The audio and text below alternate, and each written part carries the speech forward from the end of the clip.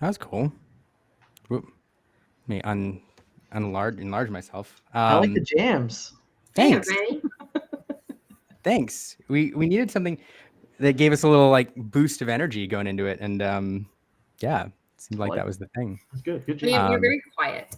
Oh, okay. Really? I think he sounds great. Oh, really? Yeah, I don't know. All right, I'll turn myself up a little bit. Well, hey everyone. Hey Dan. Hey Aaron. Hi. How are you? Good. I'm good.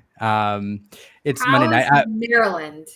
Oh, it's Mary. What part of Col- Maryland? How close are we? We're so I much closer am. than me and Aaron are right now. So That is true. I'm in College Park area. okay. Far. Yeah. So it's good. It's colder up here than it is in Texas. Yeah. Welcome to the Northeast. So wonderful. It's always sunny here. It's like 85, 90 here right now. So pretty much everywhere is colder than it is here. I don't know. Maybe RMB has it warmer in Florida, but it's only 90 here. No biggie. Oh man, it's I enjoy being up here. I enjoy traveling. I do not enjoy doing the show from hotel internet. I've done it from this hotel before, and last time it was fine, but this time going into this, it was really, really bad. We had some lag. So for anybody watching, if I start to lag a little bit, our wonderful guests are going to carry the show for a little bit. We have experience, right? Yes, that's where we bring all the experienced folks in. And we do have so much news to talk about. Not only Azurite Sea release, but there's a ton of things to talk about tonight. Let me bring up my little slide here. I mean, I just tried to make a checklist before we started. We've got. I mean, I could go down the list, but there's all sorts of little things, some breaking news, things we found out today. I've got some surprises if the internet works for me. A couple appearances from some folks you might not expect. So it's going to be a really, really fun show. If you're here watching live, go ahead and send any questions in the chat. I can't see. Aaron, can you see the chat window? I can, yes. I can't. So you may have the lead on this. Breezy's giving you a hard time about your slides. Yeah, that's so funny. I can't see the chat, so you've got that. And yeah. So by the way, everybody, our streaming interface decided to update today. So we are like, where is everything? We are doing it live. It's just a hot mess. The streaming interface is all wonky and the internet's bad, but it's going to be great. A lot to talk about. So thank you all for joining us Monday night. If you're here, throughout the show, ask any questions in the chat. We will highlight your comments. Love that you're here. Liam has surprises. Shocker. Yes. So before we start, before I do want to bring in our first guest here in a second. Before I do that, I just want to ask Dan, how was your release weekend? I don't think I could have done more Lorcana in a weekend that wasn't a DLC than I did this weekend without it being a DLC. It was an insane weekend. It started off on Friday night, actually, literally at 6 p.m. And I get a message from Wonderland. And he's like, hey, I need a commentator for tonight because my commentator bailed and I really need a person. And I'm like, wow, I'm in an Airbnb with my whole team. But I'm going to come on and do it anyway. So that was a lot of fun. We did that. And then we hosted 2 more stream days. So this is my 4th stream in a row in 4 consecutive days across multiple channels. So we've been talking Lorcana nonstop since Friday. Wow. A lot of fun. Well, I feel honored, dear. We feel honored that you jumped on here after. We're the grand finale, aren't we, Dan? Exactly. The send off. The send off. That's funny. Oh yeah, no, I do not mean to be big still. Let me get this out of here. He likes being big. Leave him alone. It's the Liam show. Yeah, right. Look at the hotel. No, that's crazy. Yeah, we are the grand finale. But here, let's see. I do have some pictures. First, started off with kind of my weekend up there at Game Castle. Aaron was good enough to watch Olena, so I got to go play a little bit. Game Castle threw a pretty good party. I got to play in a draft event, and they provided these eye patches, and these eye patches look like clip arted onto my face. The one on the bottom left, it certainly looks like it's not supposed to be there. It definitely was real. That is not clip arted. That is Liam wearing an actual eye patch. I can attest. That's funny. Yeah. We got to go by. Olena and I got to stop by for like an hour before we decided it was snack time and we were not about Game Castle anymore. So yeah. But it was a lot of fun. What Game Castle started to do is they have now 3 different events. They have a sealed event, they have a pre-con event with the starter decks, and they have a draft event on 3 different nights. So everybody can kind of pick which one or the multiple they want to participate in, and it was pretty good. I enjoyed it. Breezy would like to know if it was a handicap playing with an eye patch. That eye patch was only on there for pictures. I'm going to be completely honest. And I did load up. So Dan, you talked about your weekend a little bit. Yeah, we had a lot of fun. We had a 49-player constructed tournament. We broke the rules because there was only 48 players, but you don't need a 50th. You don't need a 25th seat if you have a bye. So we let 49 players come in, which was a lot of fun. We had a blast. Team came in.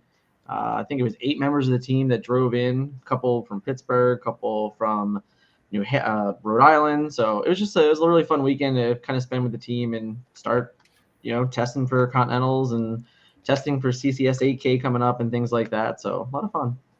It was a lot of fun. I mean, it looks like a decent turnout. And I saw, you have some other pictures of you and the rest of the team. I see some jerseys here. You also sent this picture, and I need to know what is happening here. Yeah. So a couple months ago when we did the first team stream, when we got into the Airbnb, there was a dog bed. And I made the joke that, hey, this is where Dick is sleeping. And he actually did sleep in the dog bed the first night. So this time we got to the Airbnb and there was a crib. So I then made, again, the joke, hey, this is where Dick is sleeping. And yeah.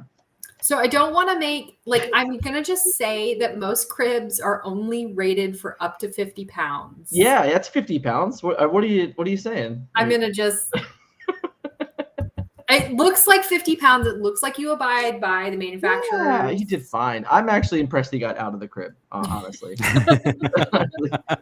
That was the most impressive thing for sure, getting out of the crib. Well, I enjoyed this picture. Dick Burns, wherever you are a champ. He's the best. This is something else. Spectacular. Yeah. I'm just gonna do that every time. This interface is wonky. No, it's good. Has your turnout at your LGS been pretty consistent from set to set, or what are you seeing? Yeah, I think it's always better early on. It was kind of weird. This was up and down. I believe kind of the same thing happened around Shimmering Skies release. We had a bigger event. And then during set championships, we had probably half of that again. So it feels like early on, people are excited to get out, play new cards, get their cards and stuff like that. So that's been great. But as we get towards the middle and end of the months, it's in our area, at least, it's been showing like, hey, it's a little bit more difficult to get people consistently coming back. So hard to say. But and for what it's worth, I don't think we have the greatest local scene here. Even I had to drive 90 minutes away to host and participate in that event. So it's not even like Philadelphia had anything near that size. We were about 90 minutes away in Allentown. So it is tough. So we'll see. Yeah. See how it keeps going. Local. Yeah, local, exactly. I stayed in an Airbnb for an event that I drove to. So that's kind of that. Yeah. Can I just say I feel so powerful that I have control of the comments right now. All the power. Yeah. Anytime someone gives Liam a hard time, you get your comments shown. Great. That's the rule now. Got him. You're in trouble tonight, man. Wonderful. It's going to be great. So, all right. Well, with that note, so Aaron, you didn't get to play, I know, because we made the decision that we've tried to play with Elena before, like both of us, and like hand her off, and it just doesn't work. So. Yeah. But you did get to bust open some boxes for a video. I did. Oh my gosh, the cards in this set. I mean, now everybody's blowing up the comment section. I appreciate it, everybody. No, it was so much. I love our box battle every set, and this one was no different. I mean, outside of the fact that I think outside of one set, I've lost every single box battle. But yeah. So this time, I will say though, what I lost, I also won because we're now watching Arcane season 2, which is incredible. If y'all haven't seen Arcane yet on Netflix, highly recommend. Yeah. So that was what we were deciding, who got to pick our next kind of show that we're going to watch.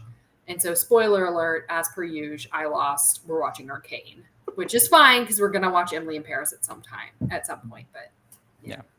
Best box ever. So that's some good betting. I like that. Yeah. Yeah. And the Enchanted's really pretty, so I'll take it. They are. They're much better in person. I was not excited for them when we first saw them, and then like when I started opening them, I'm like, some of these are really nice. So. Yeah, they're gorgeous. I love, like, we had Edgar on last week? Am I losing track of time? Last week, yeah. And him talking about like the concept behind the Enchanteds. I love the thought that Ravensburger puts into like how they create the concept around these things. I love like kind of the sketches from the Lumineers, and then during Ursula we saw like the people coming out of the cauldrons and that sort of thing. It was really neat. So yeah. Agreed. So shout out to DM Armada, whose comment you highlighted, fantastic commentator and wonderful game player. He also mentioned the word limited, which is a great segue to one of the things we want to talk about right up front. So we welcome in our next guest for the evening, Nive of Nive's Nerd Corner. Hello. For those who don't know, Nive is one of like the limited, the content creators who focus on the limited in this game. 40 Born's another great podcast who's kind of on a bit of a hiatus, but they have a great Discord and you can go there and chat with them if your limited is your thing. But Nive also focuses heavily on limited, and you recently released your ultimate draft guide, yeah? Yeah, dropped my ultimate draft guide. That was Thursday, so people could listen to it to see my point of view of the set before they get to go out for their release week.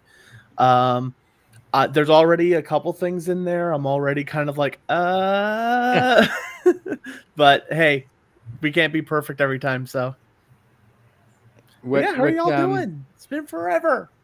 I know it has been. It's so good to see your face. Yeah, I do want to talk a bit more about your draft guide. I've got some cards that I keyed up here that you told me about that you wanted to kind of talk about. Yeah. But before we do that, I have an order of business. It was recently, I understand it was your birthday. Yes. Yes, yesterday.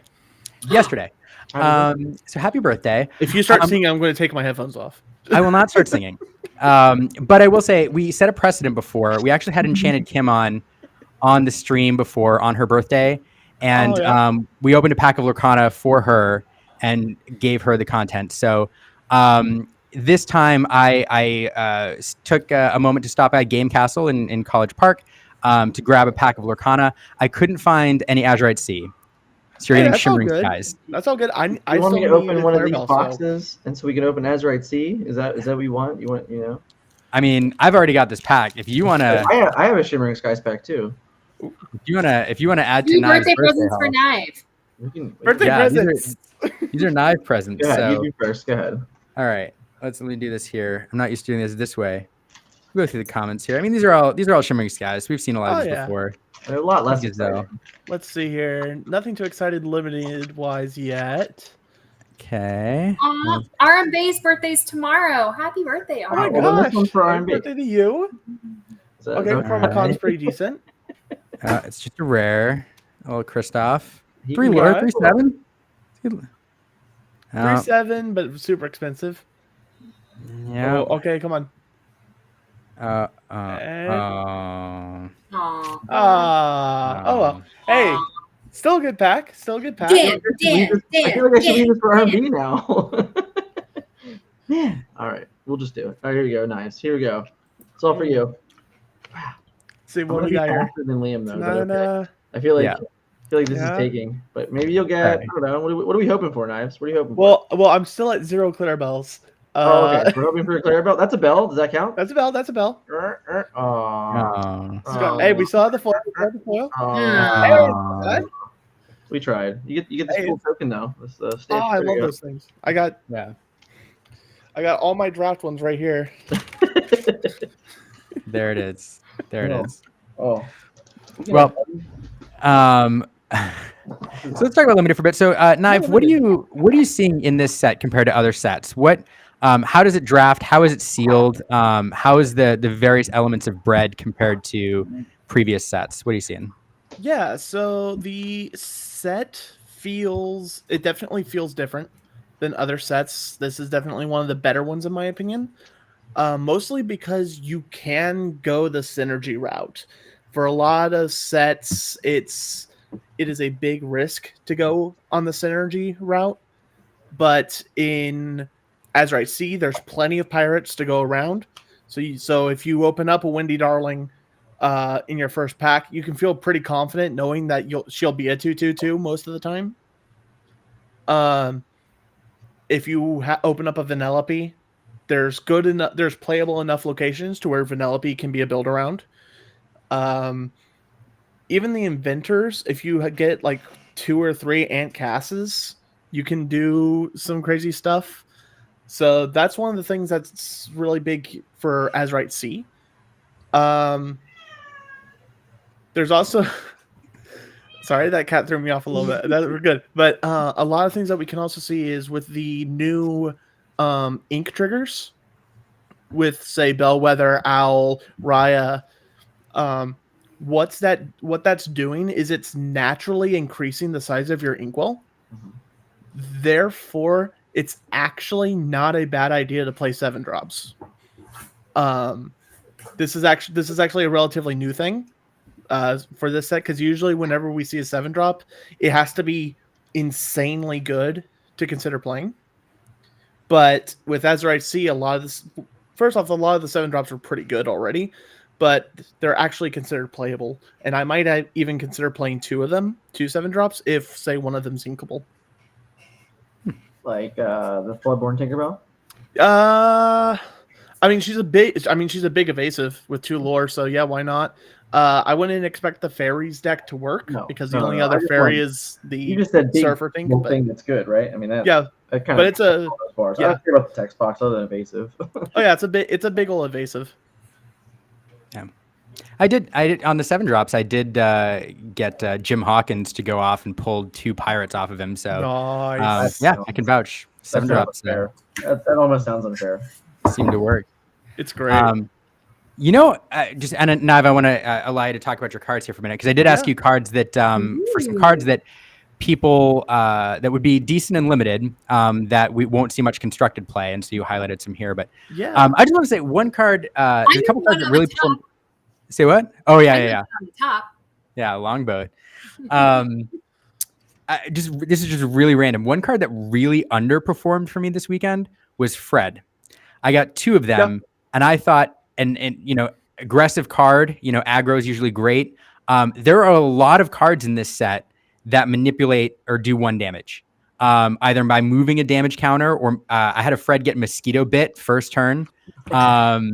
I had multiple damage counters moved around, and honestly, he got picked off like I think 75% of the time without being challenged.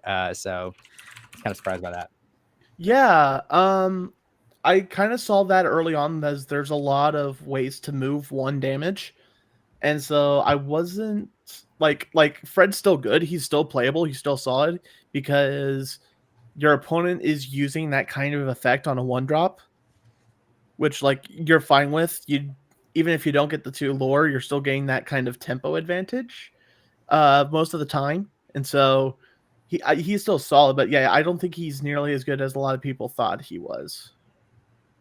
Yeah, he does lead to some goat. He does lead to some goat situations though. True. So solid. But yeah, so Liam asked me what kind of cards are probably not going to see play in constructed, but you should really keep an eye out for in your limited events. And so let's start with the one that Illuminators got to reveal, which was Longboat. Incredibly solid card. Evasive is the most powerful thing in limited, besides having more than 1 lore. And so if you can have your characters be evasive for turn cycles, not only does it take out your opponent's evasives, since I'm talking way too fast. If you can get your non-evasives to become evasive, they're usually bigger than the cards that naturally have evasive.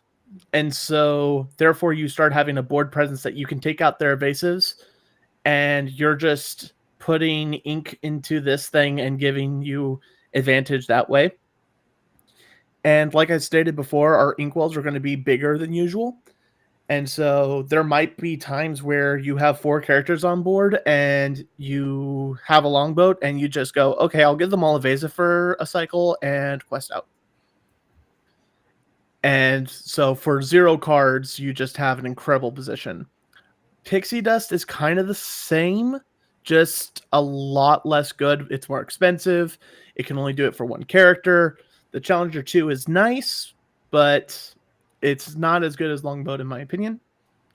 Kakamora, when it comes to constructed, we have so many better rush characters than this, but in limited, you just treat this as a 4-cost Dragonfire that can also deal 5 damage to a location should it need to. It's also a pirate, which matters. Iago, we kind of have this kind of effect every set where there's a character that whenever it gets banished in a challenge, you get to return it to hand. And those are always incredibly good in limited, simply because that's just perpetual card advantage. Iago is probably one of the least powerful ones we've had so far, besides Marshmallow from set 1, I think he was from. But, I mean, I had 2 of him in a draft, and it was brutal, especially when I have a longboat to give him evasive. Training Dummy. Bodyguard is really good and limited as well. Not as strong as evasive, but still very powerful. And so being able to give your biggest character Bodyguard is pretty solid. Rescue Ranger Submarine. It gives you card advantage. Yes, inking the top card of your deck is card advantage. It also triggers your inking effects. So it does trigger Bellwether. It does trigger Owl. And it gives you the chances to do those extra triggers. And then finally, Nani. She has a lot of willpower. She has 2 lore. She has support, which is fantastic. But again, we have this ink sink to where we can spend all of the extra ink that we have to decrease our opposing character's strength for favorable challenges. And it's for a whole turn cycle, so you can use it for aggressive situations as well. So yeah, these are the cards. These are the cards. No, I like it. I actually used Rescue Ranger Submarine. I managed to pick that up, and it does take a turn or 2 to set up. But if you get that to go off 2 or 3 times, which you're going to a lot of the time, because 8 willpower is a lot to remove in the early game, it really, really helps, especially in a set with very limited card draw. Mm-hmm. But man, it's a dud late game though. You pull that like turn 7, and you're like, yeah. I don't know. Dan, what are your thoughts? I am not a limited specialist. I almost despise limited in most games. So yeah, I don't have too much to offer here. The one thing I think I guess I can offer up is the idea that oftentimes in this game, uninkables are not the greatest thing to have too many of in deck building. So like if I were drafting this, would I take every, Kakamora? Like is that something I should be doing, or is it like just say, hey, maybe if one of these comes by and it's an uncommon, maybe pick up one of them and just be happy that you have one? Yeah, I'd grab the first. The general rule that the limited community has kind of gathered up is the sweet spot is 8 uninkles. Okay. That seems to be the solid spot. So with Kakamora, I would probably grab only 1, depending on if your bombs are inkable or uninkable. And then I'd probably grab like 1 longboat, 1 pixie dust. Okay. Yeah, I would just it's more or less a question of, hey, these cards are good, but they're not necessarily good in multiples and things like that. Yeah, they're not a grab every time. It's grab the first. Yeah. Iago, I'll grab 2. Well, he's inkable, so he is inkable. Yeah. Hey, Knive. So for people who might not have seen you on our stream before or are newer to Lorcana, can you really quickly go through kind of the first time I did a draft, you talked to me beforehand about like your top rules of like when I'm going through draft, what to pull. Can you go through like what does that stage look like for people who might be doing limited for the first time this set? That's an excellent question, Aaron. So within various limited communities, this kind of acronyms kind of seep throughout various TCGs, and the acronym is BREAD, BREAD. And so it stands for bombs, removal, Wow, evasive. I was like, is it A or E? I'm a numbers person, not a letters person. Then A stands for aggro. I like to use the term abilities for Lorcana. And then D stands for draw. And so you kind of draft those in order. By bombs, we mean cards that will win you the game. So we're talking our 2 to 3 lore characters. We're talking our big body bodyguards. Just stuff like that. And then with our removal, we're talking Dragonfires. We're talking forgive me. We're talking Dragonfire. We're talking Twinfire. We're talking, in this case, Kakamora or Rush characters. I would count as removal because you're kind of going to be okay trading your Rush characters. Our E are evasives. That's very simple. If it has the word evasive on it, it's good most of the time, unless it's just completely understated. And then for A, there's aggro, which is again kind of 2+ lore characters. You can also go with abilities. I like what are called ink sinks, which are cards that you can repeatedly use ink on to gain various effects. So like Longboat or Nani. And then finally D, a lot of people have different words for it. Draw, dirt. Basically, you want to have card advantage in limited. You want to be able to use as many of the cards as you can. You also want to have as much card draw as you can, because your deck is not going to be optimized. And so you're going to want to dig for your good cards as much as you can. And so sometimes you need and pardon the pun here, a helping hand to turn your 40 card deck into a 39 card deck. That's funny. Awesome. Appreciate that. Here's a question from Steven. What's dirt? Dirt is kind of just the generalization of everything else. Chaff. So Chaff. yeah, the chaff. That's kind of that's what it's used sometimes for. But in Lorcana, I would use D for draw. You just draw, and then that's kind of generally the way you want to rank out your picks.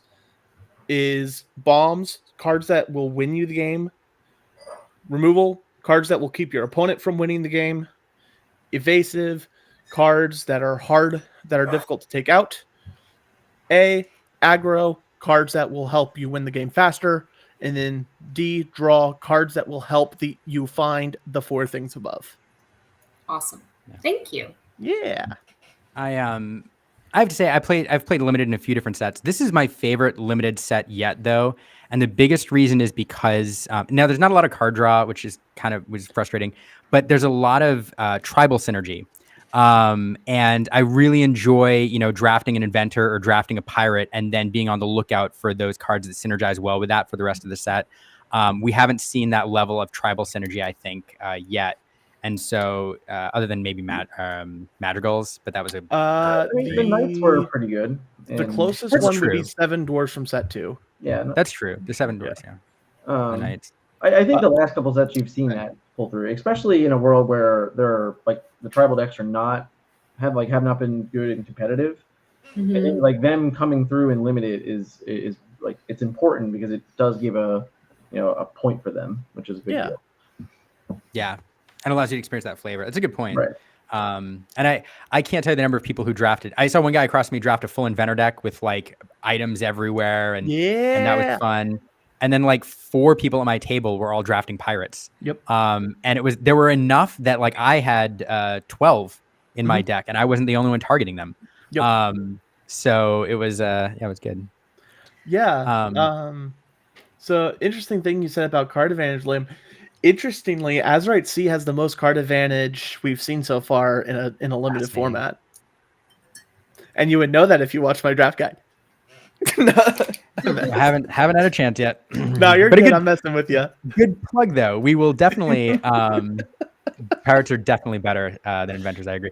We will post the link to the draft guide in this episode show notes on YouTube. So check it out and make sure to check out Knives Ultimate Draft Guide.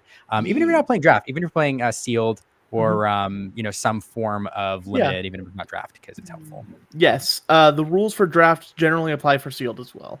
Yeah. You just can't pick them. You just can't pick the cards.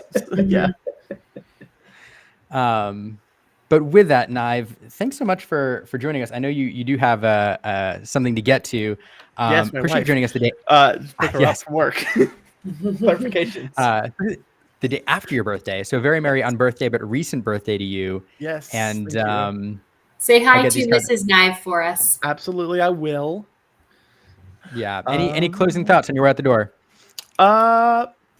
Really excited for this set. Really excited to see what the meta has in store. I sense there will be a shift within the meta, but we shall see.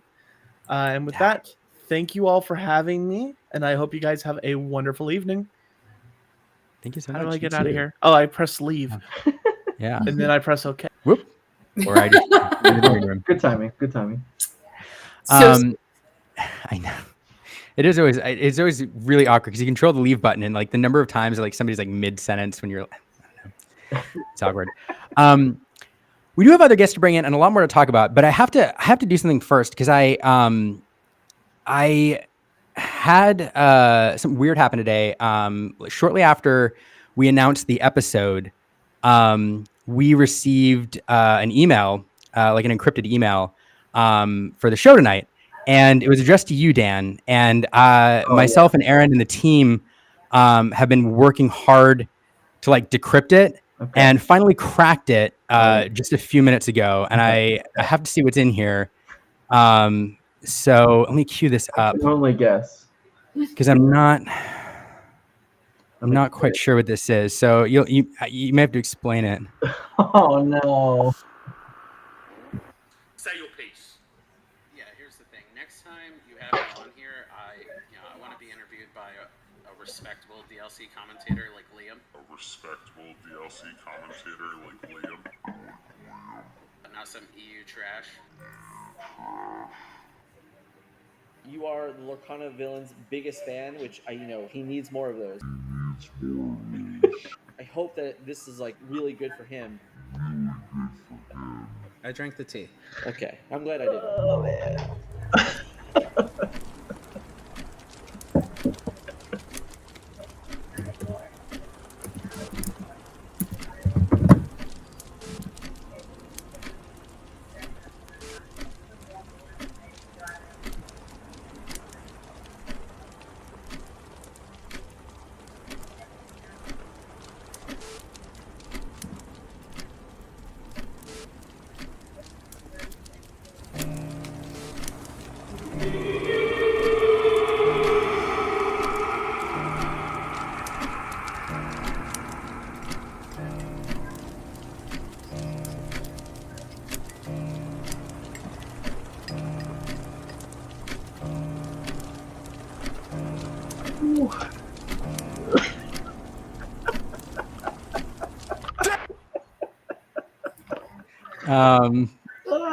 That was so creepy.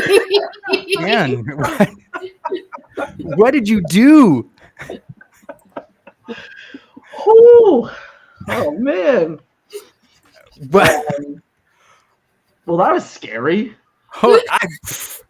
What did you do? Clearly, I made an enemy. Oh, That is stuff man. nightmares are made of there, Dan. Yeah, I mean, if you're not a wrestling fan, you don't fully get it. But A+, honestly. Lorcana villain he's shielded out there, which is awesome. But hey, when you're trying to get heat, that makes a lot of sense. So yeah, I love that. That was phenomenal. How dare he rip a Forbidden Mountain? All right, come on, that's a low blow. That's a low blow. But yeah, that was awesome. That was so. Dan, what was it like for you the day the Forbidden Mountain card got revealed? Awesome, right? Validating. There's actually an interview coming out very soon that really talks about this moment. But there was a bit of a handshake too. Like, come on, man. There was never an easy opportunity to give a card reveal out. I mean, that was slam dunk. But yeah, it was awesome because it was a lot of people did not know that the channel was a Disney thing. Like, they just didn't have a clue. So when it came out, it was like, oh, this is actually a thing. Like, that's pretty crazy, but it's fun. Steven's got a great idea for you, Dan. You just got to rip a rat again. Oh, don't. I mean, listen. I got time now. All right, I get to reciprocate. It's fine, guys. It's fine. This has been a lot of fun, though, for sure. It's interesting. He showed some angst there, guys. So I gotta take my feelings and figure out how to respond to that level of distress. If I'm being honest, like he just tried to scare everyone. But that wasn't just me. I mean, that was everybody. Everyone. He just showed a dark side to the Lorcana villain. That was very villainous. All right. It's a warning. It's a warning to anybody who might. Shots fired. Yeah. If you guys are afraid of someone, don't make fun of Lorcana villain. You don't know what's gonna happen. I might get weird mail or something now. Who knows? All right. We don't know what's going on. Crazy. Apparently. Yeah. The EU. Man. I was wondering what that tension was. It was Forbidden Mountain and Lorcana villain. So all right. Well, one could say that it started between me and Lorcana villain. One could make. There's a tweet out there that used to exist. I don't know if it still does. One could say there's probably screenshots of it. Let's be honest. Someone out there has it. Probably. Whew. All right. Yeah. Japan to start tracking trash. Yeah. It'll happen. All right. Well, now that we're all thoroughly terrified, although now we all know, if you go missing, you and Dick, we know which villainous lair to go look in. Yeah. Sure. Let's welcome in right. Let's welcome in another guest for the evening.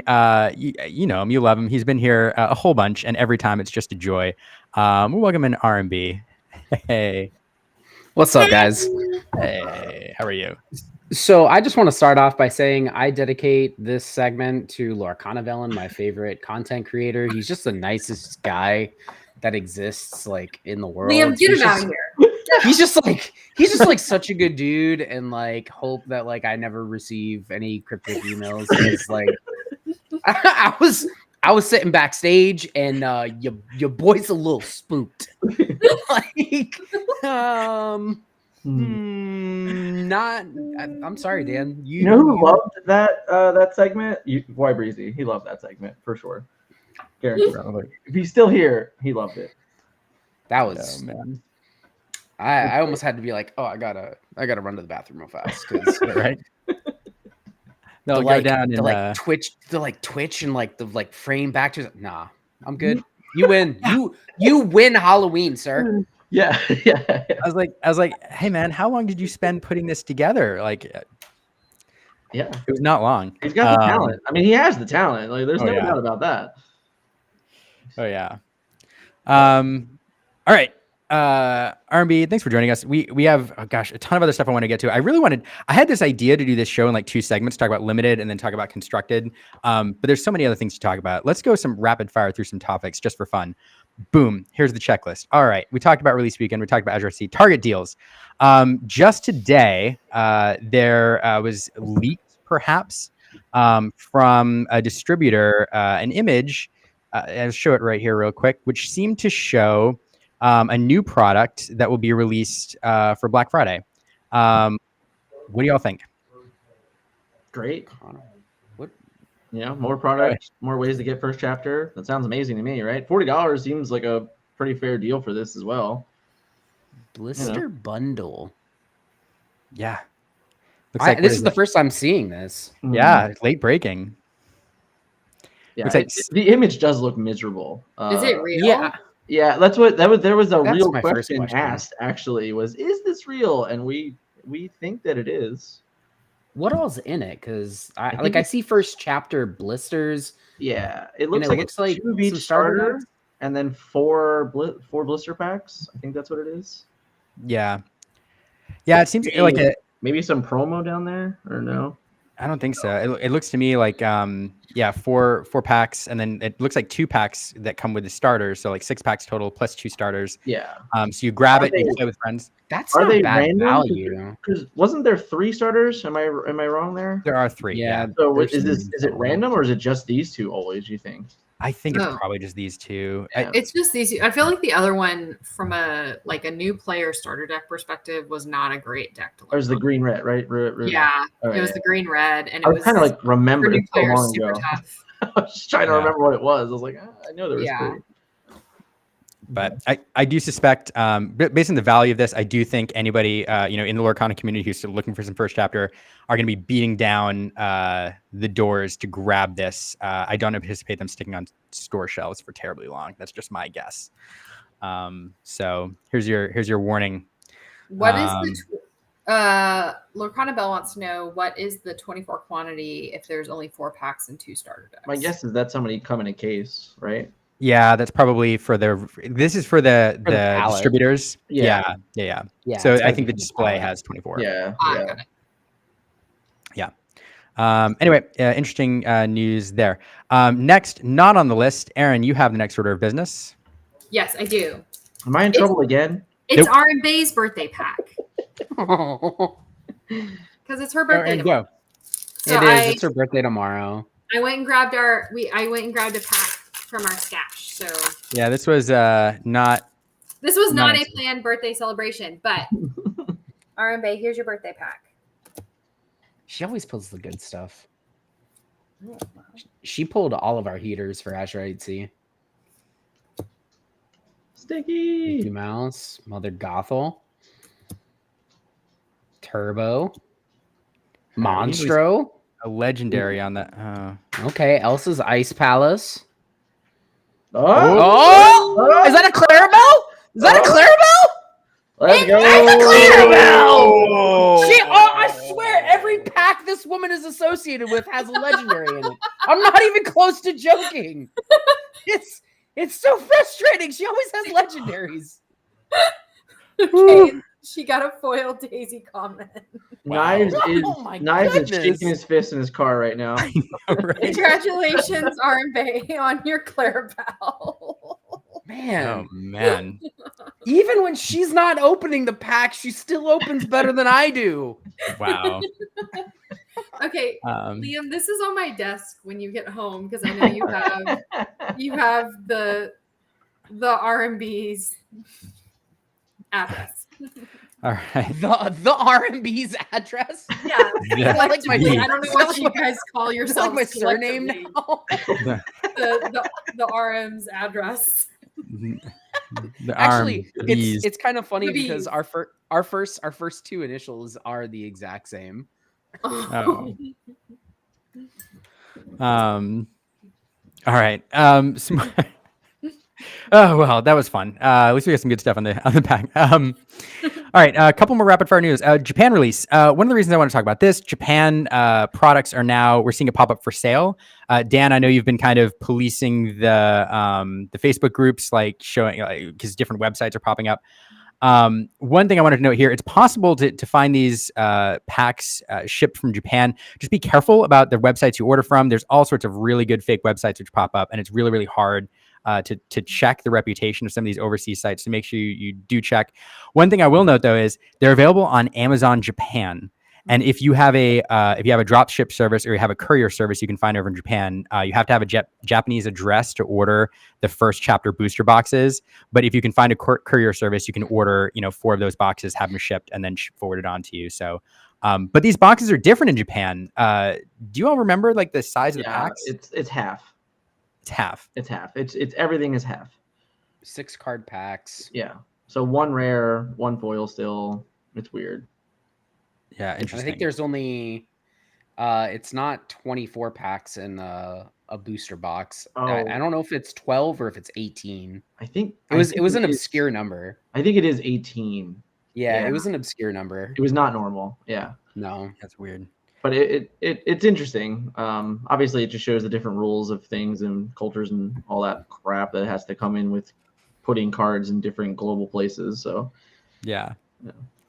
Well, those are available for sale, and if you like Japanese cars, you want to experience something different, you can get them now. They're on pre-order, as well as some of the play mats which are popping up. But just again, be careful. And the best way I can advise right now is take a look at that like a courier service. There's a bunch out there, and Amazon Japan is probably the most reputable way I can think of to get those. So as long as you find a good service, so that's an option. Wallet. Those are popping up. Bucky, we saw them come out in these new Buckies. They're not promos, they're foils, but they have the new text on them, and they popped up in the OP kits. And then all of a sudden, at the very last minute, it seems stores found out what to do with them. What do y'all think of that rollout? Super unfun for me because I had to make a joke about it because it turned out that they were like buy a box promos. Well, when we found out they were buy a box promos, and I said, hey, good buddy, old pal, do I get 80 of these? I bought 80 boxes. I did not get 80 of these. I got one, just so we're all clear. So it's one of those where it's like, it would have been nice to know what it was, so they could have a better concept of how it worked. The idea that everyone found out after the fact, and a lot of people didn't even get a Bucky, probably is not fun for anyone. Yeah. Did we get a Bucky, Liam? We got a few. More than me, probably. I got one. But it was super after the fact. Actually, even our LGSs, that we got boxes from, they found out super late, and one of them was like in the store, like researching as we were there because somebody came in and mentioned it and found out, again. And she felt bad because she'd already sold given away numerous pre-orders for people picking them up, and was like, she's like, I don't know how to call them back. So I don't know. It just, that tweet came out super late. Even if that tweet had come out, I don't know, a week or two before, it would have had time to circulate. But great. Glad you got some, Gary. That's awesome. It just should have been like in the league kit, just here's the information. Yeah. So super cool of Ravensburger to do. I love buy boxes because they're a way that the company can incentivize people supporting LGSs. Buy box promos, I think, are great. Definitely a sustain. Doing them not as a promo as like the Buckies, like that's a cool way to do it. It just needed to be coordinated a little bit more in advance because I think a lot of LGSs wanted to do the right, abide by those rules and just found out way too late. So, yeah. Also, they most of the LGSs I talked to did not get 99. They got in the range of like 30s. So just an interesting note there. All right. Other news. Moana promos. We saw that they were going to be rolled out in Europe in a couple countries.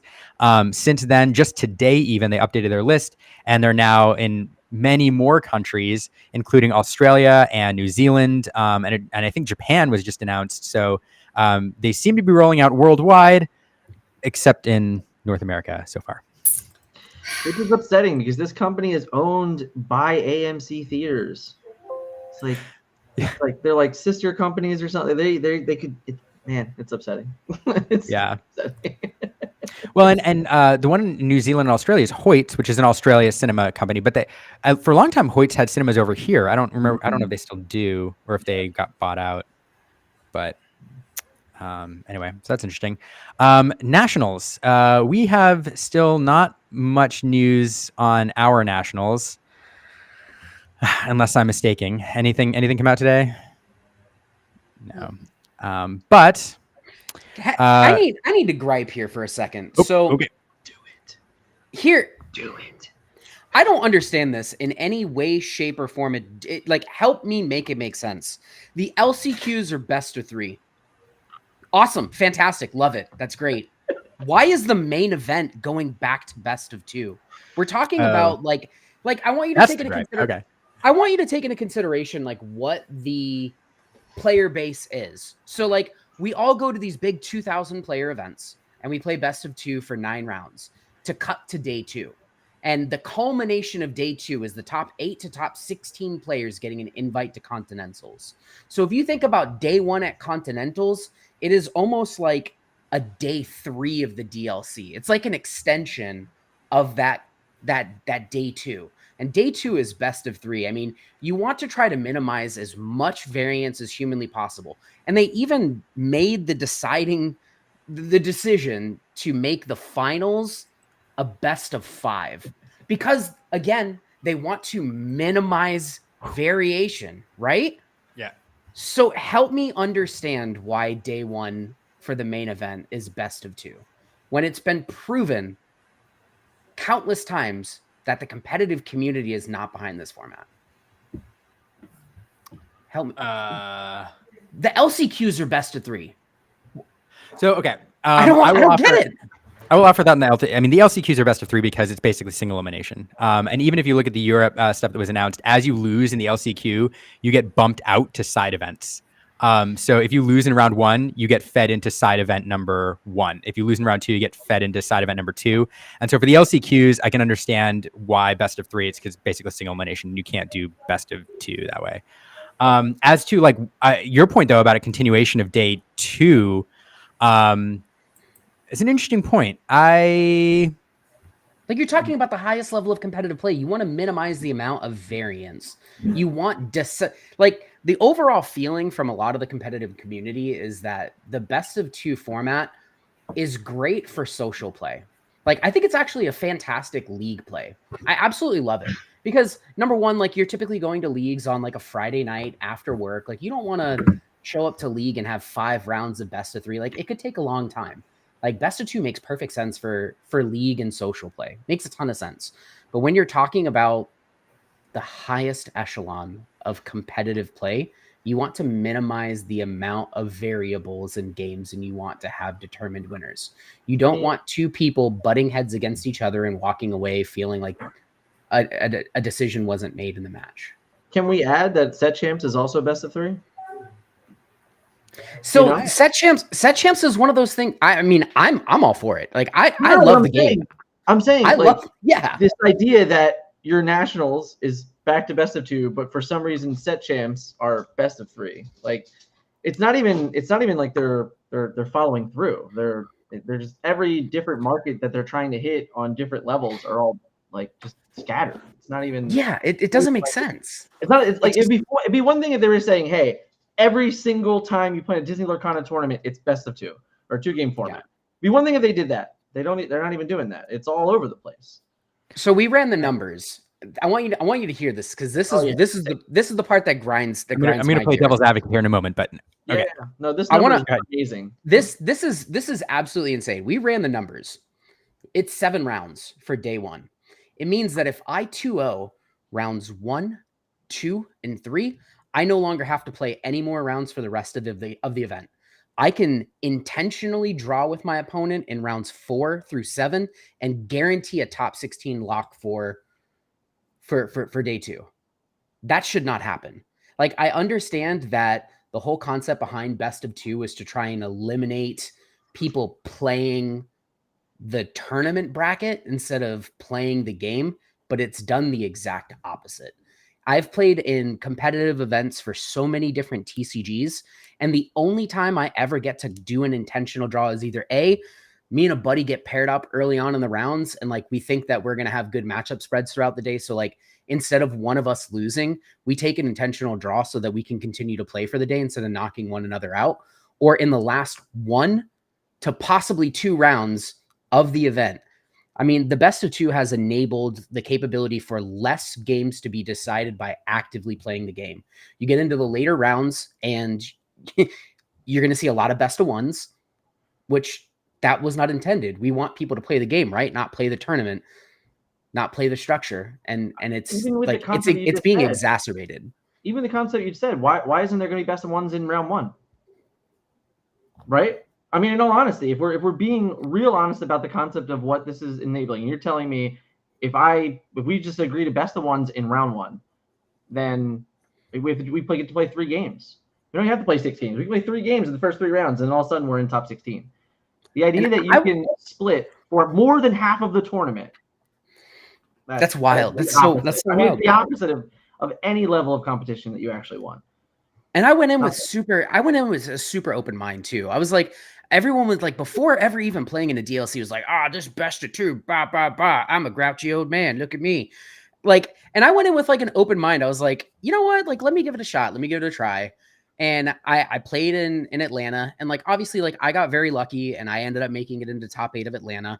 I contribute a lot of that specifically to luck. Like I had some really, really good like pairings in Swiss, and I got to 5 wins and then drew out the last 4 rounds of day 1, and I had I was in the higher seed for all of day 2, and like I got lucky.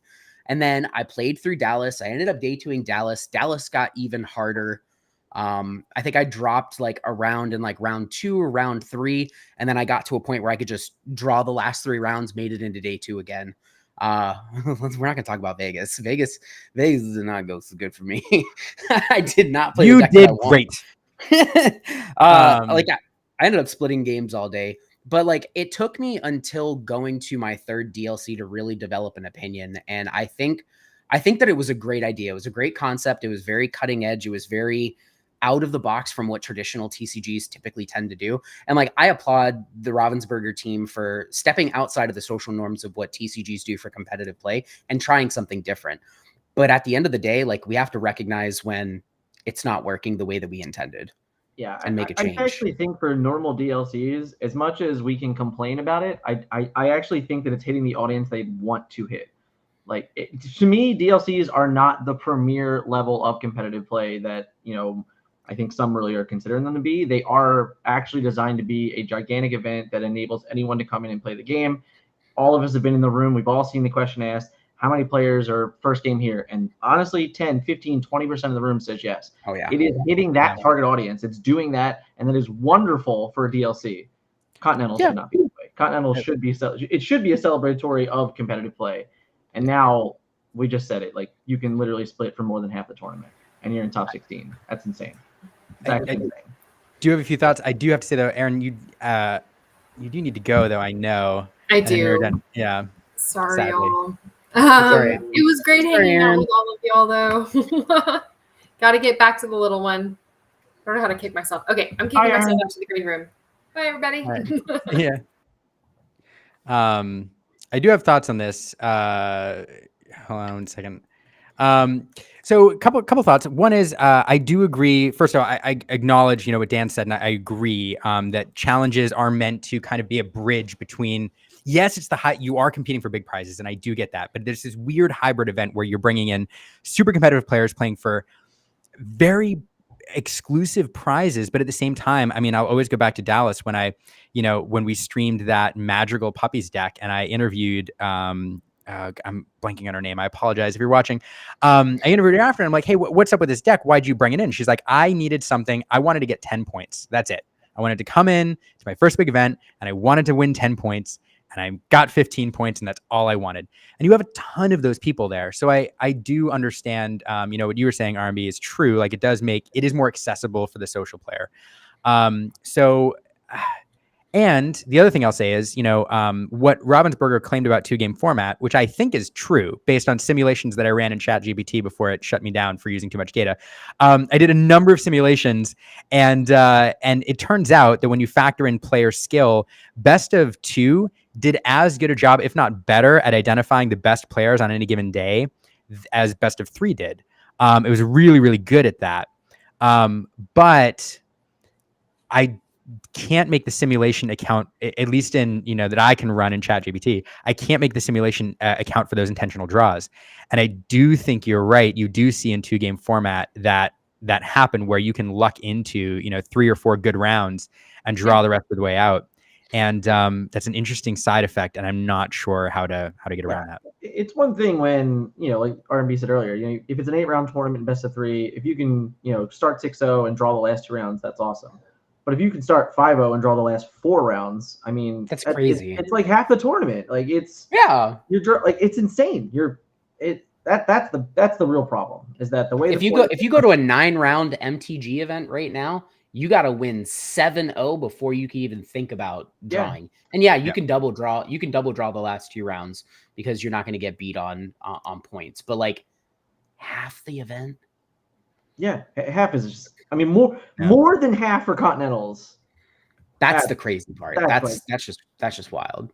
I actually made the joke on stream all weekend on Saturday. People kept asking, like, oh, how many rounds is it? I was like, oh, it's 6 rounds, best of 3, cut to a top 8. Yes, we are playing more games than EU Continentals will play this weekend.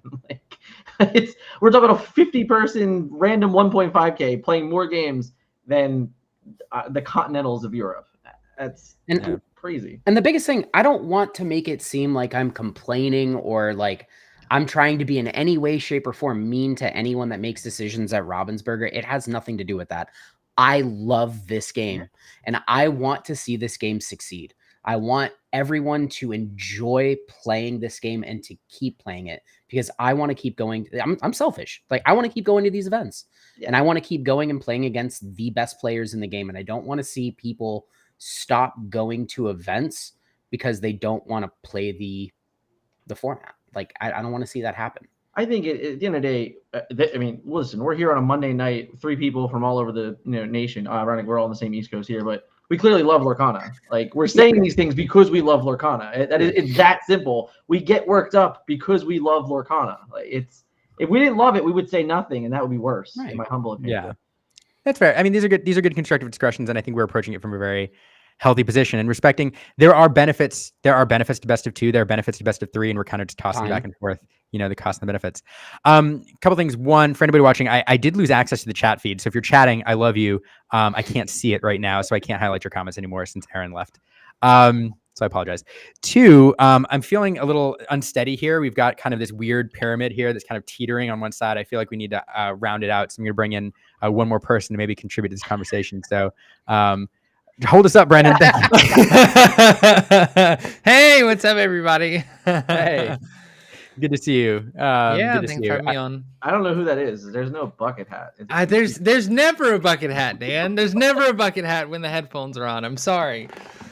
We're gonna make it one day. We're gonna make that with 2 little like bulges on the sides. You can slide it right over, and They talked about doing this in Seattle, for like the actual caster thing, and thought you just gotta get a bigger bucket hat that you put on. Maybe that's right. Maybe I just need a bigger one. What I'm gonna do is I'm gonna custom fashion him a headset that has a built-in bucket hat attached to it. There it is. I would love it, dude. I have to shout out Rules of Villainy because they gave me my first ever like merch that somebody's ever like given me at one of the DLCs. It was a custom bucket hat of like their little logo and stuff. It was so sweet. So that was really cool.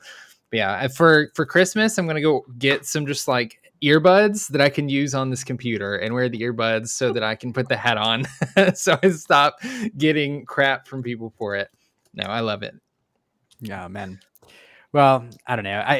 I think sorry, Brent. I didn't mean to like cut you. Any thoughts before we transition on this 2-3 game format discussion? I don't feel like I have much more to add than what was already being said. Sort of like Ryan said earlier, I was super open-minded going into 2-game format when it was a thing. Like, I have to give kudos to Ravensburger in that they seem very willing to like try different things, right? They're not afraid to do something different, especially something different than other TCGs, which I think is really awesome.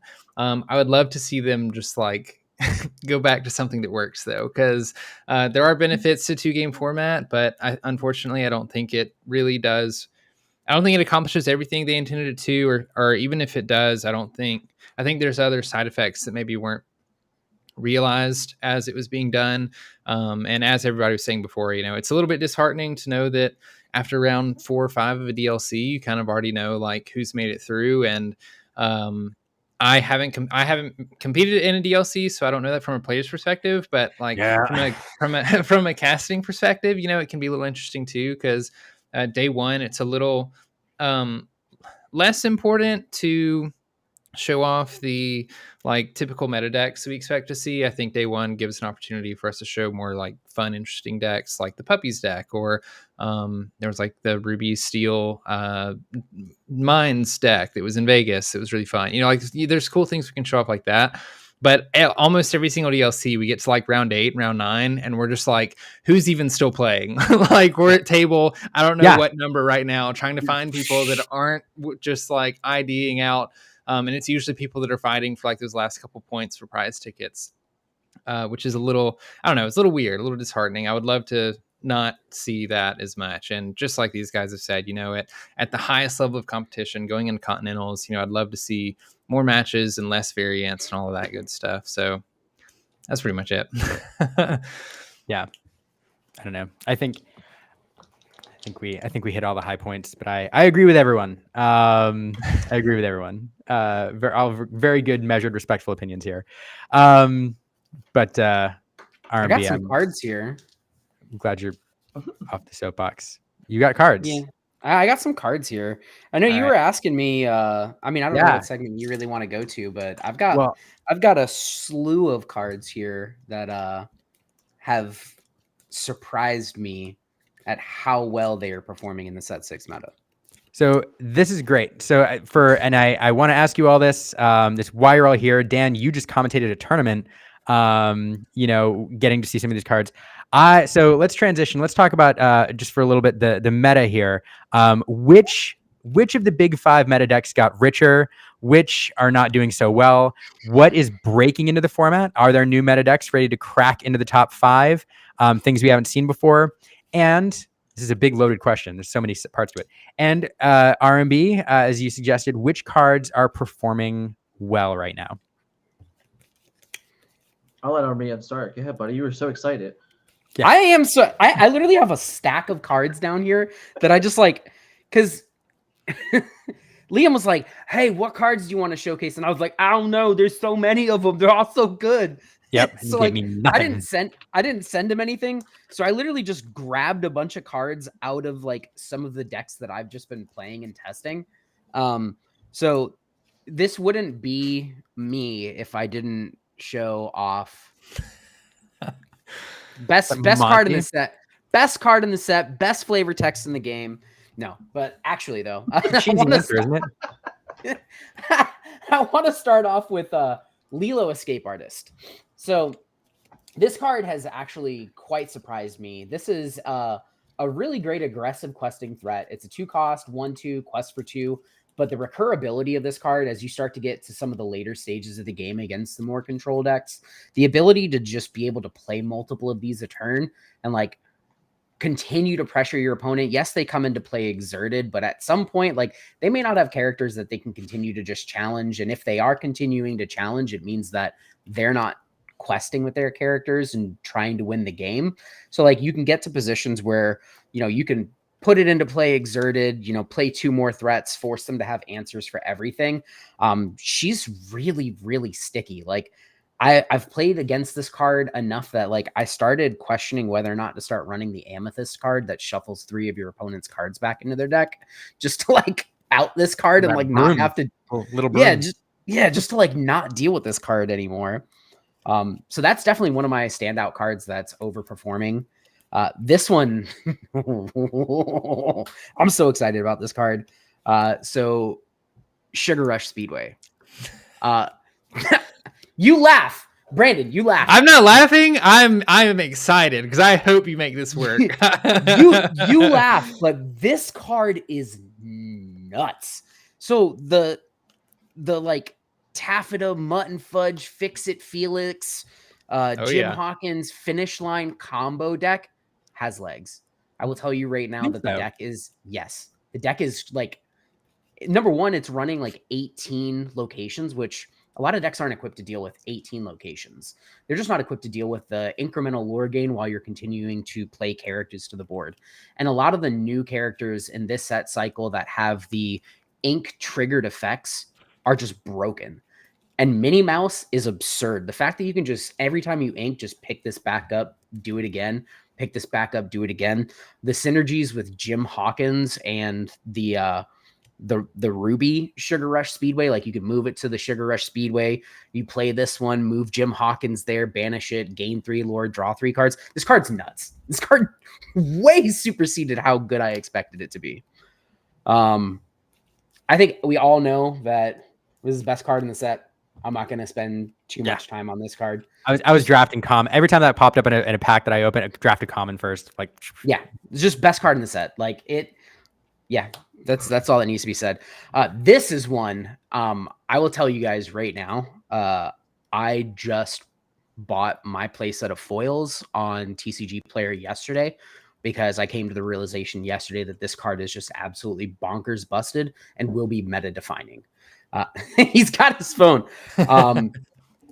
Alice Savvy Sailor. This card is ridiculous. It's so good. This card is so insane. It's an uninkable 3-cost 1/4 quest for 2. And when she quests, You give another character +1 lore and ward until the start of your next turn. I want to This card, This is my favorite card of the weekend for sure. Really? this card is overperformed. Card is actually insane. Yeah. If you don't have 4 of this card foil right now, like I'm telling you right now, you should probably get that. It's foil. arguably the dock.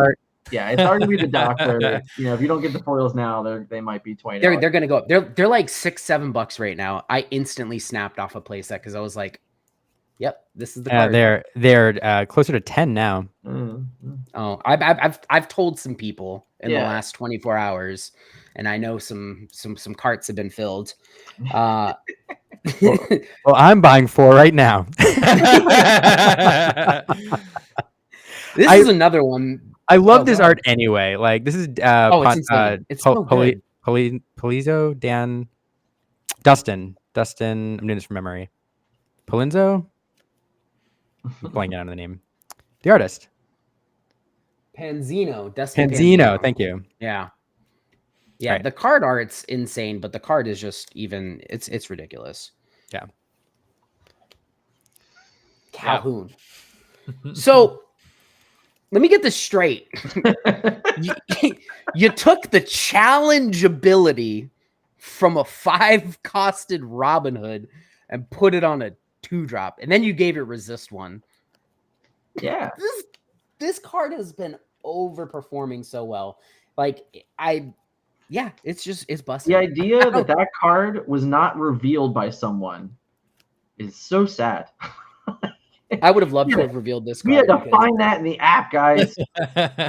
So sad. Look at the art. It was an exciting find, that's for sure. Card's insane. You have to imagine there were several double takes where people were like, wait, what? Yeah. Card's insane. Yeah. I'd follow Calhoun into battle. Come on. Yeah. Now we're getting to, so I only have 3 left. 2 of these are very, very near and dear to my heart because it's something that I've been testing, and it's proven to just be such an absurd combo. And it's Jim Hawkins, Stubborn Cabin Boy, and Jim Hawkins, Rigging Specialist. Stubborn Cabin Boy is such an absurd card. So you may look at it and go, oh, well, it's an 0-4. Yeah, and make sure that on the crackback, my opponent can't get Rapunzel value, which is proven to just be like such an absurd ability in like the Steel Song matchups. Also, I play Sapphire Steel. So if I'm trying to go Mickey or Fishbone Quill on turn 3, we're talking about double ink triggers.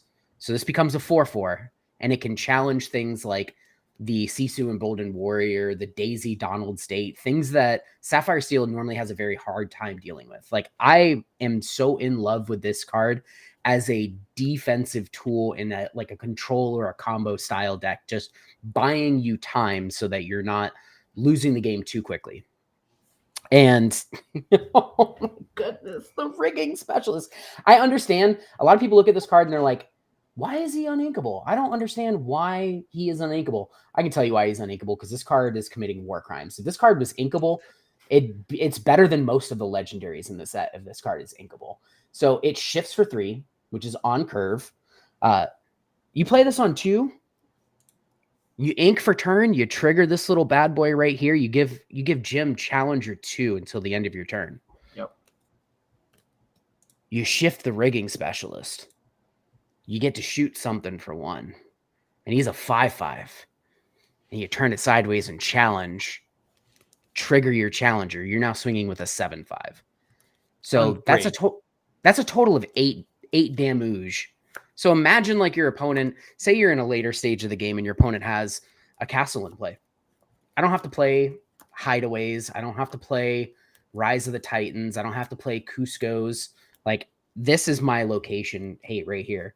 This 2-card combo alone takes out Bell's Library too, which is a Tamatoa's on the yeah. It can take out a McDuck Manor by itself. And then the last one, this for me was probably the biggest surprise at how ridiculous this card is. And ridiculous by why is he so big? Good Pluto. puppy. He's a There good he puppy. is. I knew he was coming. Goodest boy. this card is so bonkers, it's not even funny. So like for the longest time, I've been, fighting the Amethyst decks with their fast foxes and Elsas and all these crazy things. And like all the while, like I didn't know that I just needed a 4-cost 5/5 with Bodyguard. It has all I needed. It's all I needed. just think of just a 4-cost 5/5 Bodyguard. Like just saying that sounds so incredibly ridiculous. Yeah. It's like the upshifted version of Lawrence in the fact that, if it has damage on it, it's a 1/5. If it doesn't have damage on it, it's a 5/5. But man, this you throw this guy down and then you start getting some Cogsworth down and nothing's ever getting through this brick wall of a guard dog. And I absolutely love him because he's the cutest boy. So I played against several of those this weekend, and again, it was limited, but it's annoying. It's really annoying. I kept having to calculate. I'm like, wait, that's a 5/5. He trades with like everything. Yeah, literally everything. Foxes can't. The fact that Foxes can't get through it and Maui trades with it, chef's kiss. but It's real good. I don't know. Dan, does this kind of echo is kind of what you saw this weekend? Some of these cards overpouring. Yeah, he didn't put up a single card that I don't agree with. I mean, the only one that I had seen that talked Now about you heard it here first. TFM Dan agrees. Monterey Jack busted. Busted. He got me on that one. Easy card. Is Go-Go. Go-Go was phenomenal this weekend in a lot of the games that I watched. I think something I said in the weekend was the way I was watching the Emerald Amethyst decks played. I feel like a lot of times in games you get a core and you build through sets with that core. It almost feels like what was released this set was actually what the deck should have been all along, and now you just get to be the best version of itself. The Go-Go edition, the Genie edition, like both of those editions just make that deck so much more fluent, so much more threatening, that I was very impressed with that deck this weekend through playing games with it and through watching and casting it. There was a game played in the top 8 that wasn't on stream, and I wasn't casting because Dick and Braden were. And I just watched this game we played with Ruby Sapphire versus Emerald Amethyst, and it was such a back and forth grinding game. And I think Go-Go ended up gaining 9 lore to win the game. Like, it was just crazy. Like, it was insane. Yeah, so a lot of fun. Other than that, I think it's very, very crazy when, like, you get these pieces of information here, there, and all the time, and finally when you get it in front of you and you get to like really sit down, really play it, really build things together. Cards like Pluto they're so easily missed. You just look at that card and you're like, it's just a dude, like whatever. And then you start building, you're like, well, wait a minute. Like you have a lot of those moments, I think, in deck building.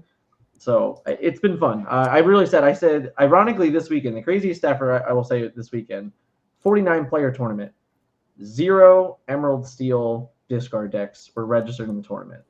So when you sit down in a room with 49 players and you don't see any of those decks registered, and you really start walking around, watching games played, hearing how people were talking about the games being played, was very interesting because it sounded like a lot more people were having a lot of fun. So it was just interesting to see that this much excitement come out of a set that I didn't really think had a lot of hype going in. There wasn't, everyone's like, yeah, Sal is insane. And there's a couple cards everyone's really excited about. But I don't think it was really come to, that viewfinder until you actually sit down and play with the set. I think it's been a nice surprise. Yeah. I'll give you one card that's underwhelmed me. Yeah. Like Maui a card Shark. that Maui Shark.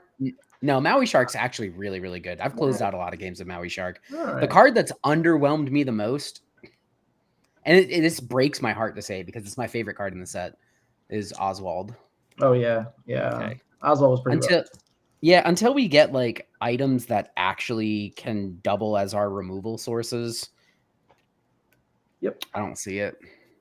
We need Oblivion Ring is what we need.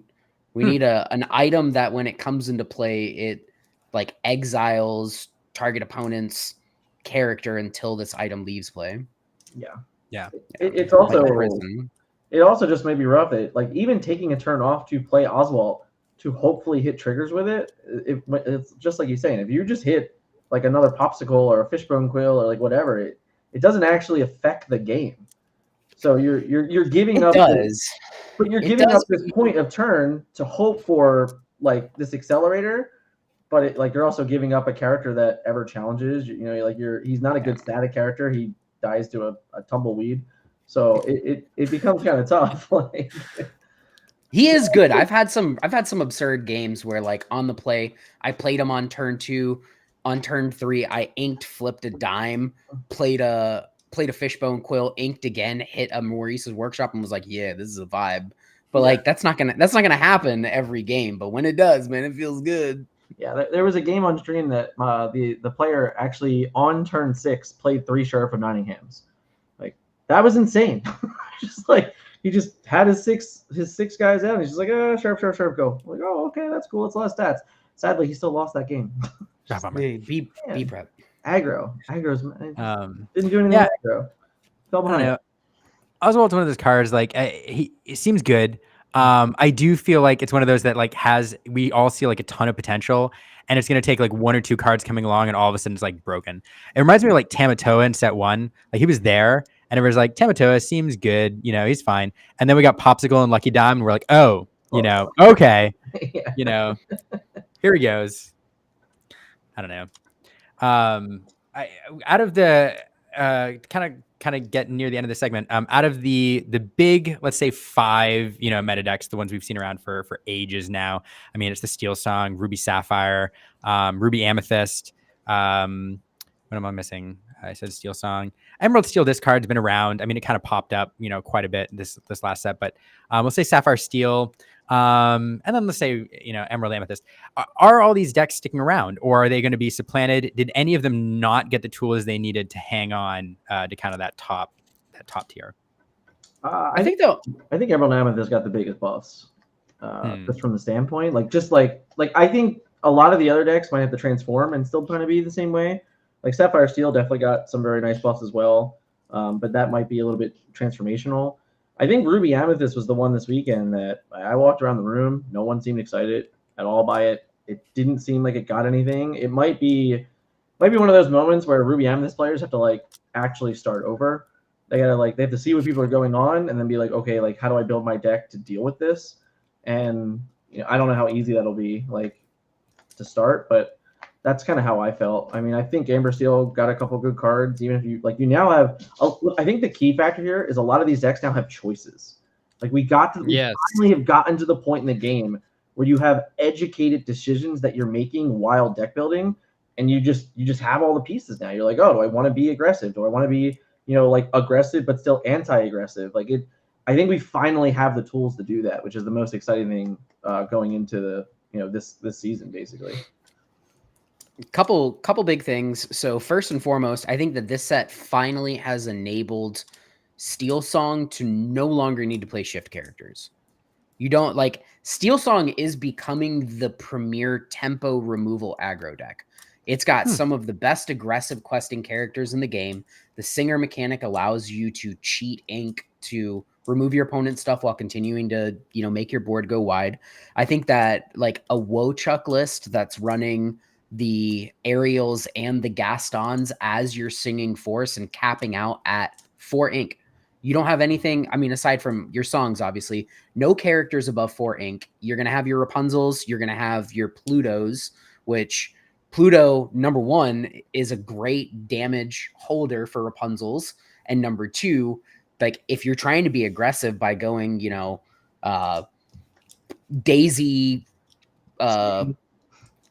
Smee, Ariel, and then like just protect things. Like the card just does everything that you want to do. I don't think you need to put yourself in positions where you have to get 2-for-1 by being forced to do the shift lines anymore. Ruby Amethyst, I think in the traditional sense of Ruby Amethyst, I think that deck's dead. And the reason I think it's dead is because it did not get anything. Some people are going to say that it got Genie, but if you just slot Genie into like the quintessential Ruby Amethyst deck from last set, you're going to have a bad time. I tried it. It's not good. I think Ruby Amethyst moving forward actually converts probably closer to Warp's burn list and replaces the rabbits with the genies. I know that that's like a bit controversial. If you want to play a more control shell and you want to, you know, go into the hyper late stages of the game where your plan is to bounce rabbits until your opponent's like, how many cards do you have in hand? 11? Yeah, I just give up because like I don't want to play this anymore. Like, sure, like you can do that, but I think like the burn variation, you still get the card draw off it. It's a more aggressive questing threat. It's got a bigger body. It's in the sky. Like Genie's an absurd card. Like Genie is an absurd card. It's like Surfer Mini on steroids. It's you remember how oppressive Surfer Mini was in set 2? Like, yes. Yeah. This is that card. So like the makeup of Ruby Amethyst has to change a lot. Ruby Sapphire has options now. I think Ruby Sapphire is probably going to be the deck that is going to best support Maui Shark. Maui Shark. Sorry. I think that Ruby Sapphire gets to build itself a couple of different ways now. And you do, like Dan said, you have options from a deck building perspective. Sapphire Steel. So like, I'm a pretty big voice in the Sapphire Steel community. We are currently like trying to wrap our heads around what's going to be most beneficial, because there's 4 different paths we can go down now in Sapphire Steel. And we've never had this many options. Like it's usually been like wheel or no wheel, and the community is usually pretty divided. And now we're like whole hand spreading out into different directions. And it's a little bit overwhelming. Emerald Steel didn't really get like a ton. Like you may see Emerald Steel lists may alter, you know, between 2 to 6 cards in their lists. But for the most part, the shell is still just insane. Diablo, Ursula, Muses, like these are all very, very good cards. The Steel Songs are still very, very good cards. The deck is still going to be very, very good. If you can play Pluto will play a support role in there too. Like for sure. He's just he does everything for that deck that he does for Amber Steel as well. Like the same exact concepts. He's been going in every single one of my steel based decks. It's getting there. I agree. He's that good. And then oh, go ahead. I'm sorry. And then Emerald Amethyst did get like, I do not envy any of the Emerald Amethyst community. Like my buddy Zenulos, he's like, I don't know which direction to go. There's so many ways I could build it. There's so much tech support options now. And like people like Artibax, like I need them to like figure that out, because I'm not trying to tackle that craziness. Yeah. It, you know, as I'm listening to all of you and even just studying the set myself, I'm sure Brandon does the same thing, and Dan, you too, because you're big in the casting scene. Like I'm thinking about this from a casting perspective and what like tournament metas are going to look at and like what decks we're going to see. And all I'm hearing, you know, and as I'm looking at the set is that we just have a crap ton of variety. And you know, even it was, I would argue, fairly healthy before. I think Emerald Steel was probably a little oppressive near the end of the meta, but in terms of representation in these big tournaments. But you know, now even if you have 1 or 2 decks, like let's say that Sugar Rush deck like totally goes off and is viable in the competitive scene.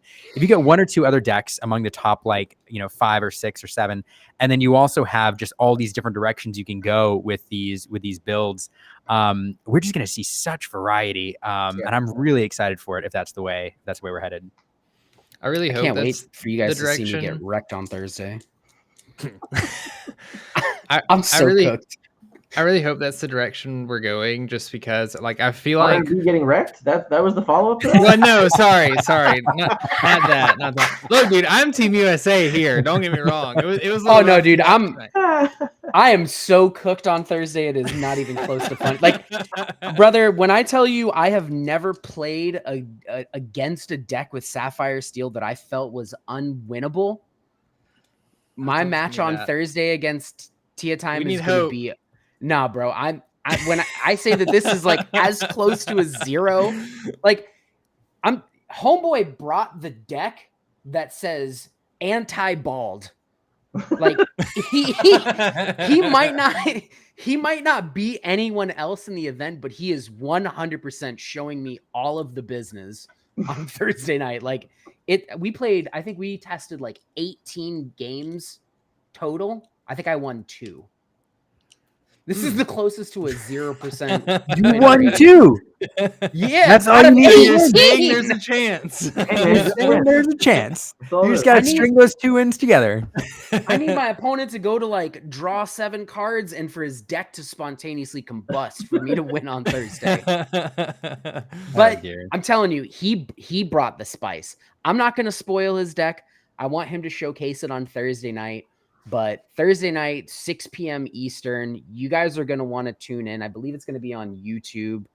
Garrick, I think it's like on youtube.com at Orion TCGs, ORION TCGs. I think that's where it's going to be streamed. But his deck is so, it's got me looking sideways. Like it's that right. good. It's juicy. Make sure I get the link when you get it, and you can confirm, and I'll put it in the show notes here so people can go. Oh yeah, go check it out. it's juicy. Watch you get face stomped. Oh, man, it's happening. We are man. We're going later than I thought we would. My connection's being more stable than I thought it was. Any closing thoughts on the meta before we have one more thing to talk about, and then trivia, and then we'll call it a show. Any closing thoughts on the meta this set? What's good? What's bad? I'm hoping it remains exciting. You know, it felt really nice playing this weekend with new cards, and those cards actually feeling powerful. That's what I'm hopeful for. I'm hopeful that, like Ryan said, Emerald Amethyst feels like there's a lot you can do with that deck. Sapphire Steel feels like you can a lot to do with that deck. Amethyst Steel feels like a lot you can do with that deck as well. There's just a lot of different things going on for different decks that were not, tier 1 decks by any means in the past. So it's really, it might not happen before, EU Continentals, because there might not be enough time to figure that out. But with the information we get from Continentals, by the time we get to NA Continentals, all bets might be off by then. So I'm excited to see how the season plays out. Yeah, me too. Is there an event in Atlanta? Yeah, the CCS is the week after EU Continentals. Okay. Yeah. What week is EU Continentals again? It's 7th, 8th, and 9th. Yeah. Yeah. Of December. Yes. Yep. And then the following weekend is the CCS 8K in not Atlanta. Oh yeah. Stone Mountain. Not Atlanta. That is a reminder. If anybody's, so the CCS is going on. If anybody wants to do something out, like go visit Lorcana artists, Legends Expo will be going on that same weekend in Kissimmee with 10 Lorcana artists down there. In where? Kissimmee, Florida. In where? Kissimmee. There we go. Kissimmee. Kissimmee. I love it. It's. I love. You're so beautiful. It is pronounced Kissimmee. Kissimmee. Kiss. It's okay. Kissimmee. Kissimmee. Nope. We're not. No one's kissing you but Aaron. Kiss. All right. Kissimmee.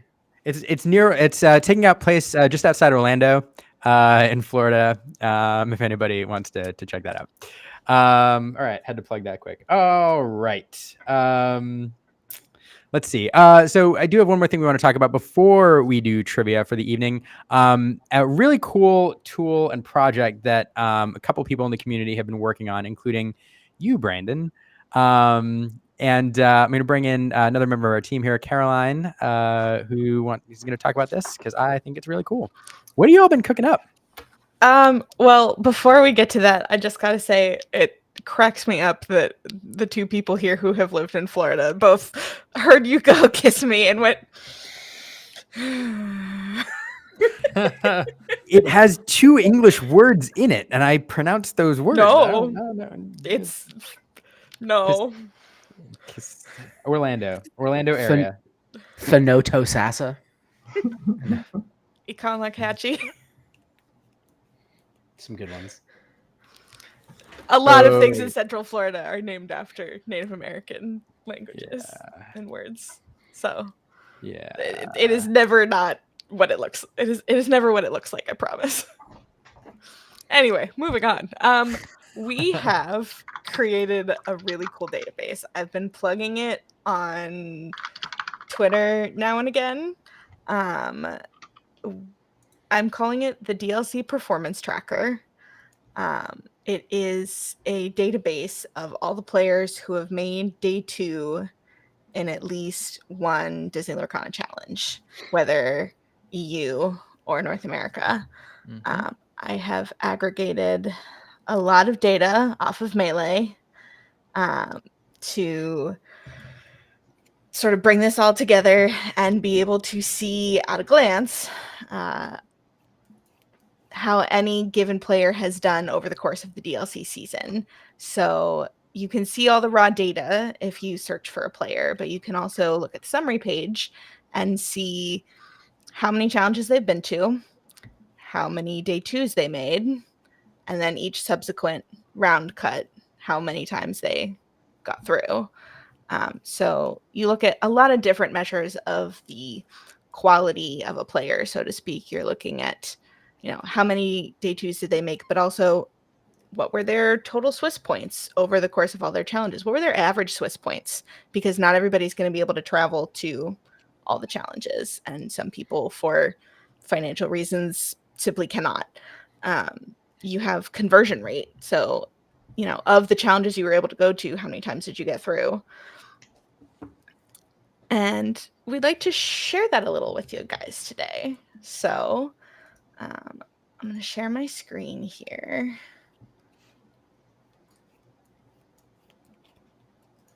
If I can. Oh, dear. Yeah, I hope I can give you permission. Aaron was on the kind of the mod side. So, oh, yeah, there you go. Boom. Look at that. Great. All right. Can y'all see it? Yeah.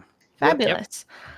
So this is the summary page where we have all of the players.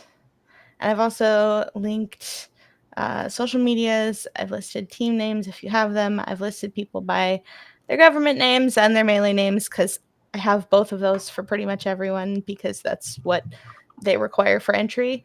And then we've also got either country or state/province of origin. So we're looking at kind of a heat map situation that Knive's been helping me build. So RMB, let's here. I'm not on there. There he is. Oh, shucks. So RMB has been to 3 challenges. He's converted on 2 of them and made it all the way to top 8 on 1. Oh, yeah. He has 120 total Swiss points. His average Swiss points is 40. He's also only played with 1 deck across the challenges that he made. Hey, don't at me, bro. What is this? That's not adding you. There's lots. Most people who have made multiple day 2s have only played with 1 deck. And then your conversion rate, 2 out of 3 is 66%. Oh. We have a search function. We are working on figuring out how to make this piece accessible without making the rest of the sheet editable. So it's not published just yet. That's the last piece that we're sort of figuring out. But we also have just like all the raw data in here. We also have each of the individual sheets for the top 64 of each challenge. The folks that I have highlighted in green are your continental qualifiers. These yellow folks are the next in line based on what we now know to be the method of pass downs. So if you are not part of the 20 lore Discord and have seen the numerous discussions that have taken place there over the last several weeks, pass down invites happen. Let me see the best way I can explain this. They look at the players ranked 17 through 32. So if you're out in top 64, it doesn't matter. You're out at that point. They look at the players ranked 17 through 32, and whoever was ranked the highest in Swiss before Top Cut is who gets the pass down. So we are aware that there was a pass down in Atlanta. We think we know where that came from, but I've not had that confirmed necessarily. And probably never will. Yeah, probably never will until, well, to be fair, Rochelle did say that we will have released the list of invitees. So why will probably never be confirmed, but who probably will be. but we know who's gotten that pass down is the Dave. He was kind enough to confirm that for us in 20 lore. So CJ, Russell, and then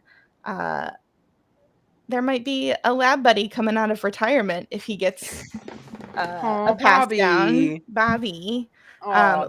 Luke was in line, but then he made his way to the top of Seattle and qualified on his own. He said, "Hold my beard." Feet. Hold my beard. Bobby's the reason I got the nickname the Reaper on the team. Oh, that sounds like a fun story. I'm curious. I hate to ask you, Dan. I feel like you're on the bubble like every. I'm not on that list, but you have lots of teammates who are. Yes. Yeah, there's a lot of TFM people on there. Yeah, you're like Dan. Every tournament that I run into you at, you are on the bubble like every time. I think you have my number on my jersey is 22, but I may as well make it 44. Golly, it's every time you walk away with a let it go like every single time. It's like, how many of those do you have now? So I won 3 of them. Golly, man, stop trying to play brooms. I got tired. I didn't play brooms in just Seattle. That's just golly. That is so. I mean, yeah, I don't know. 2-game format's a lot of fun. Yeah. Full circle conversation. Full circle conversation. Yeah, right. It's called a callback. No, this is super cool. I'm really excited about the prospects of this and being able to track people across, and even as we go into continentals, and we have this roster of players from across the season. It's really neat to be able to go back and follow their journeys, see what they played, see where they how they may have performed outside of their top 8 finishes. So yeah, it's pretty cool. It's also been really interesting just to kind of see and follow like the folks who have been so close to continentals qualifying. Like it was like Luke before Seattle. He'd been to so many DLCs and had consistently made day 2, had made top 32 several times, but had never been able to get that next cut. So it's been really fun to just I like watching numbers go up. So every time I get to update my formulas has been really cool. Just to see the success of some of these players, and seeing these same names over and over again makes me root for them a little bit. It's funny because this idea was actually born out of Toronto and Brandon not being there to cast. Yeah. Brandon, you want to tell it? I mean, yeah, I was going to say, like, sort of to Liam's point that he just said, the idea sort of spawned out of, like, I would go and watch other card game regionals, things like that, and they would have these super cool graphics of these players when they're up there, and what their records were in past years and past events. And I'm like, man, why don't we have that? That's so cool. Like, I don't follow these card games enough to know these people just with their names, so it's really awesome as a viewer to be able to see this and be like, oh, this is a really good player, they've made it to Worlds a bunch of times, or they've done this kind of thing. And I remember talking to people back when the game released at Gen Con, like, one of my favorite things about TCGs competitively are the personalities that spring out of competitive play, and like why I wanted to see a competitive circuit so badly, because there's stories that are told, there's teams that are formed, there's cool things that happen. And so as a commentator, I was like, this would also just be like a really cool tool to have behind the desk, so that as we're commentating, I can be like, hey, this person that you're watching, just like Caroline said, I think I even mentioned a couple of times when commentating Luke for Seattle, I was like, he's gotten so close so many times, and like he's finally here, and being able to say, like, this is a great player, he deserves to be in this top spot, he's here now, or even to sort of set up that the tension of a match, maybe where there's 2 players that haven't qualified yet, but they're in that qualifying match, like there's just a lot of really cool things you can do with that information. And unfortunately, if Ravensburger's tracking that information, they're not giving it to us or sharing it with us to use. And so I honestly don't even remember, Caroline, how like we talked and you got pulled in on this. And I remember I was just talking to you and I was like, this would be a really cool idea. And you're just like, let's do it. Well, we had started talking because you had said something about how weird it was not to be casting. And I think we just got to talking about like what Liam had told me earlier in the day, because I always am in contact with Liam constantly while he's working on casting. And then Tannen had made a remark on stream about Bivens, saying if you went back and tallied up his Swiss points over all the challenges so far, I bet he'd have the most. And I was like, we have that data. Someone has that data. It's in Melee. Why don't I go get it? It's because Bivens team no split. He plays for seeding. Yeah. He plays for seeding. He plays for seeding. You want to split? Nope. And he's dream crusher. I mean, that's how he got his invite, was because he played for seeding, and he ended up getting that pass down in Chicago. So and can't blame him. There were a lot of conversations that were sparking as DKP was on his phenomenal run, being the first person to qualify for both NA and EU, and people were starting to ask the question, who's the best Disney Lorcana player in the world right now? And it's like, we don't have the numbers. We don't have all the stats compiled somewhere to look at. And we haven't compiled them in any way to say this person's the best. We just sort of have like metrics, and you can use those metrics and opinions to, make that a claim or opinion yourself. But it's kind of cool. We have a whole tournament that's going to decide this, right? Yeah. Well, they keep asking the best players supposedly. So, like, the best players never when it is, but it exists. Well, it's interesting though, because there are so many different metrics that you could choose to decide who is quote unquote the best. And that's one reason why I didn't want to put out like a ranking. There have been several other folks in the community who've put forward data projects. My friend Lauren, shout out Lorcana, go check out her ELO sheet. If it's back up, I think it's back up. She also did a YouTube video on it. ELO is also just straight data, no opinions, but that is a way to define a best, so to speak. Luxury Gaming also put out a ranking in terms of points. I also want to shout out Fabrice Lorente, Fablor in the EU.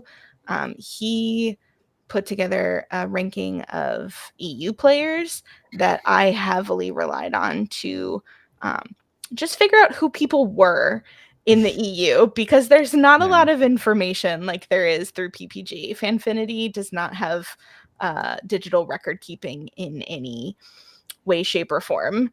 So wanted to say thank you to him for agreeing to let me sort of piggyback off of some of the work that he's done. And then also some of the guys at Ink Thieves, J-Bomb, Sarek, and Sarek's brother, whose name escapes me right now. They've put together a wiki, unsungheroes.gg. They also did a video about that recently, where they're recording the history of this challenge season. It's not just the results, but it's also, who were the casters? Where did it take place? What happened? How long was the event? All the Melee links and the Twitch stream links and all that good stuff. So it's really a fan-led project, this kind of record keeping right now.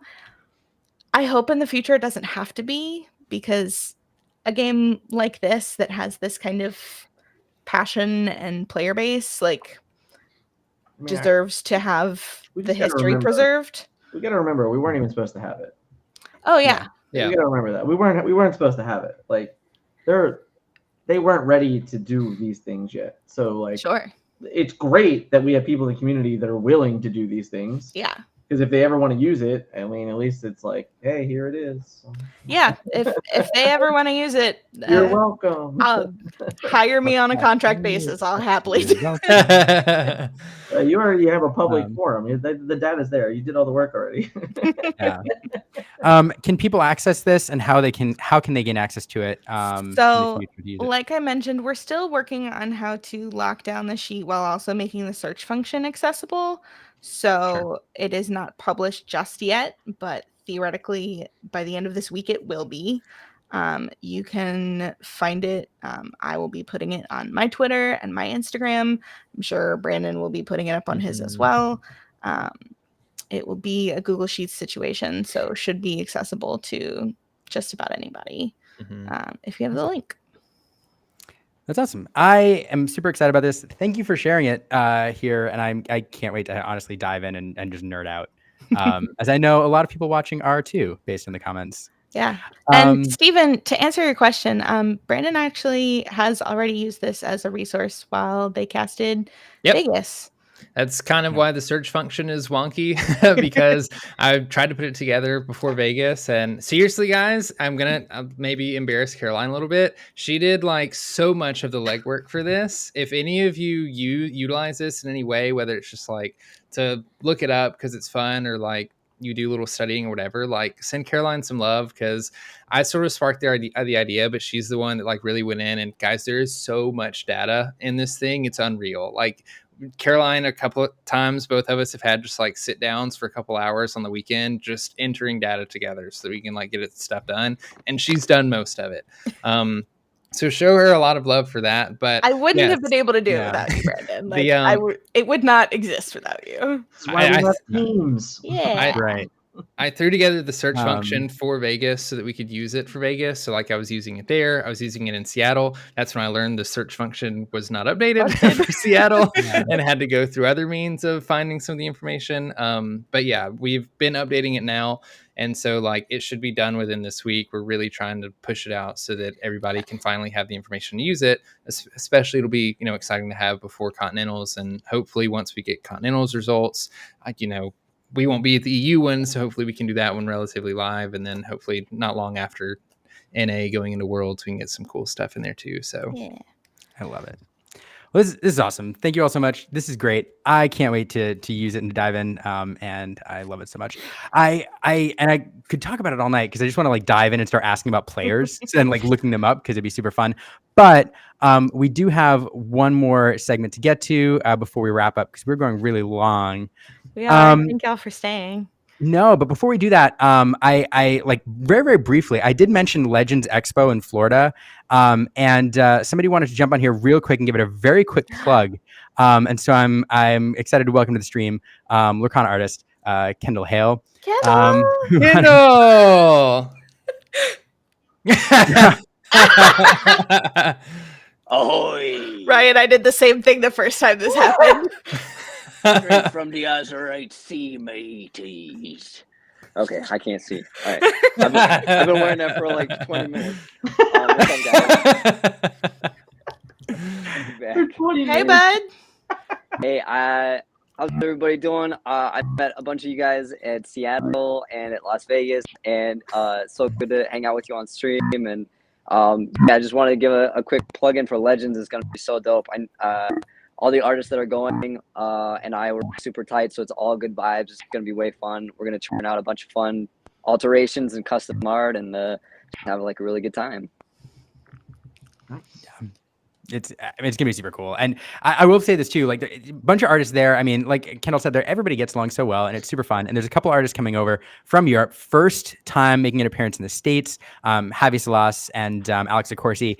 And anybody, I should be going with Aaron. And if anybody can't make it and wants to send me cards to get signed or something, hit me up. I'm more than happy to help out. So I'm happy to make that connection. So it's going to be super cool. So Kendall, I can't wait to see you there. I know, dude. What? So, and I was gonna say, like Alex Accorsi and I, he's the other one on that Mickey Rogue from the first set. So for the first time ever, we're gonna. It's like we're crossing streams. So yeah, in the same place at the same time, signing the same card. That's so cool. Liam, I think you know what I'm sending you. Yeah. I think so. And before we go into trivia, and Kendall, you said you're happy to hang out for trivia. Yeah, man. We'll see how good I do. Well, R&B will carry us all. I'm such a huge fan of Kendall. You guys have no idea. Like I'm not fangirl. Kendall, your work is incredible. Like, thank you. Man. I'm astonished every single time I see a piece and it's got your name in the bottom left-hand corner of it. Simba is the new Simba, my dude. It's so absurd. It's so good. Thank you, man. Oh man, I need to figure out when this Legends Expo is going to be because Kissimmee is only like 45 minutes away from me. Oh no, It's- I'm going. I'm going. It's right in I'm Kissimmee. going just because of this man. Liam. Yeah. That's it. Like I'm going. I'm there. Yeah, man, it's gonna be a party. Yeah, dude. Super proud of that Simba. It's one of my favorite cards that I've done. So I was just super excited to get to share it with people. Finally, I've been keeping it inside and keeping it secret for so long now. So I'll be bringing you a foil playset to sign for me. let's And, go, dude. Yeah. Yeah, happy to. That's Yeah. awesome. R&B is Tamatoa. He likes all of his shinies. It is true. Who doesn't? Yeah, that Simba is bonkers. Like it's Thank you, man. it's so good. It's so good. It literally jumps off the card frame, as somebody pointed out in the chat. Yeah, Scott was just saying that. All right. Carolyn, Trivia? do you want to do some trivia? I am back for trivia after a week off. And that week off, for anyone who didn't see my video, is because I finally have a job. Yay! Way to go. Very exciting. It does mean that I won't be here as often, so trivia might be a little more of a special occasion thing. But yeah, I'm pretty excited to be able to do that. I'm not doing 10 questions, Stephen. I wouldn't subject them to that. But I figured since it's my triumphant return that tonight we would do a little bit of like sequel / spinoff kind of trivia. Okay. So who has ready not to won a watch trivia all of pin those. here? Who is Dan? You have not. Dan's not won a trivia Dan- I don't pin. think I've actually don't know that I've ever participated. Oh I dear. don't think Okay. you have. I don't think so. Mm. All right. Brandon, have you won one? I'm sure you have. I don't know. I've been on here a Okay. bunch of times. If you send me one, great. Okay. Brandon has so between Kendall and Dan, one of you will win tonight's trivia pin. I think It's a we're group both vote. in trouble. It's a group vote, so you'll have to compete to be team MVP. But all right. Is What do you there have a first, vote? Caroline? All right. Our very first question. Name 2 Disney animated features with planned sequels that were never made.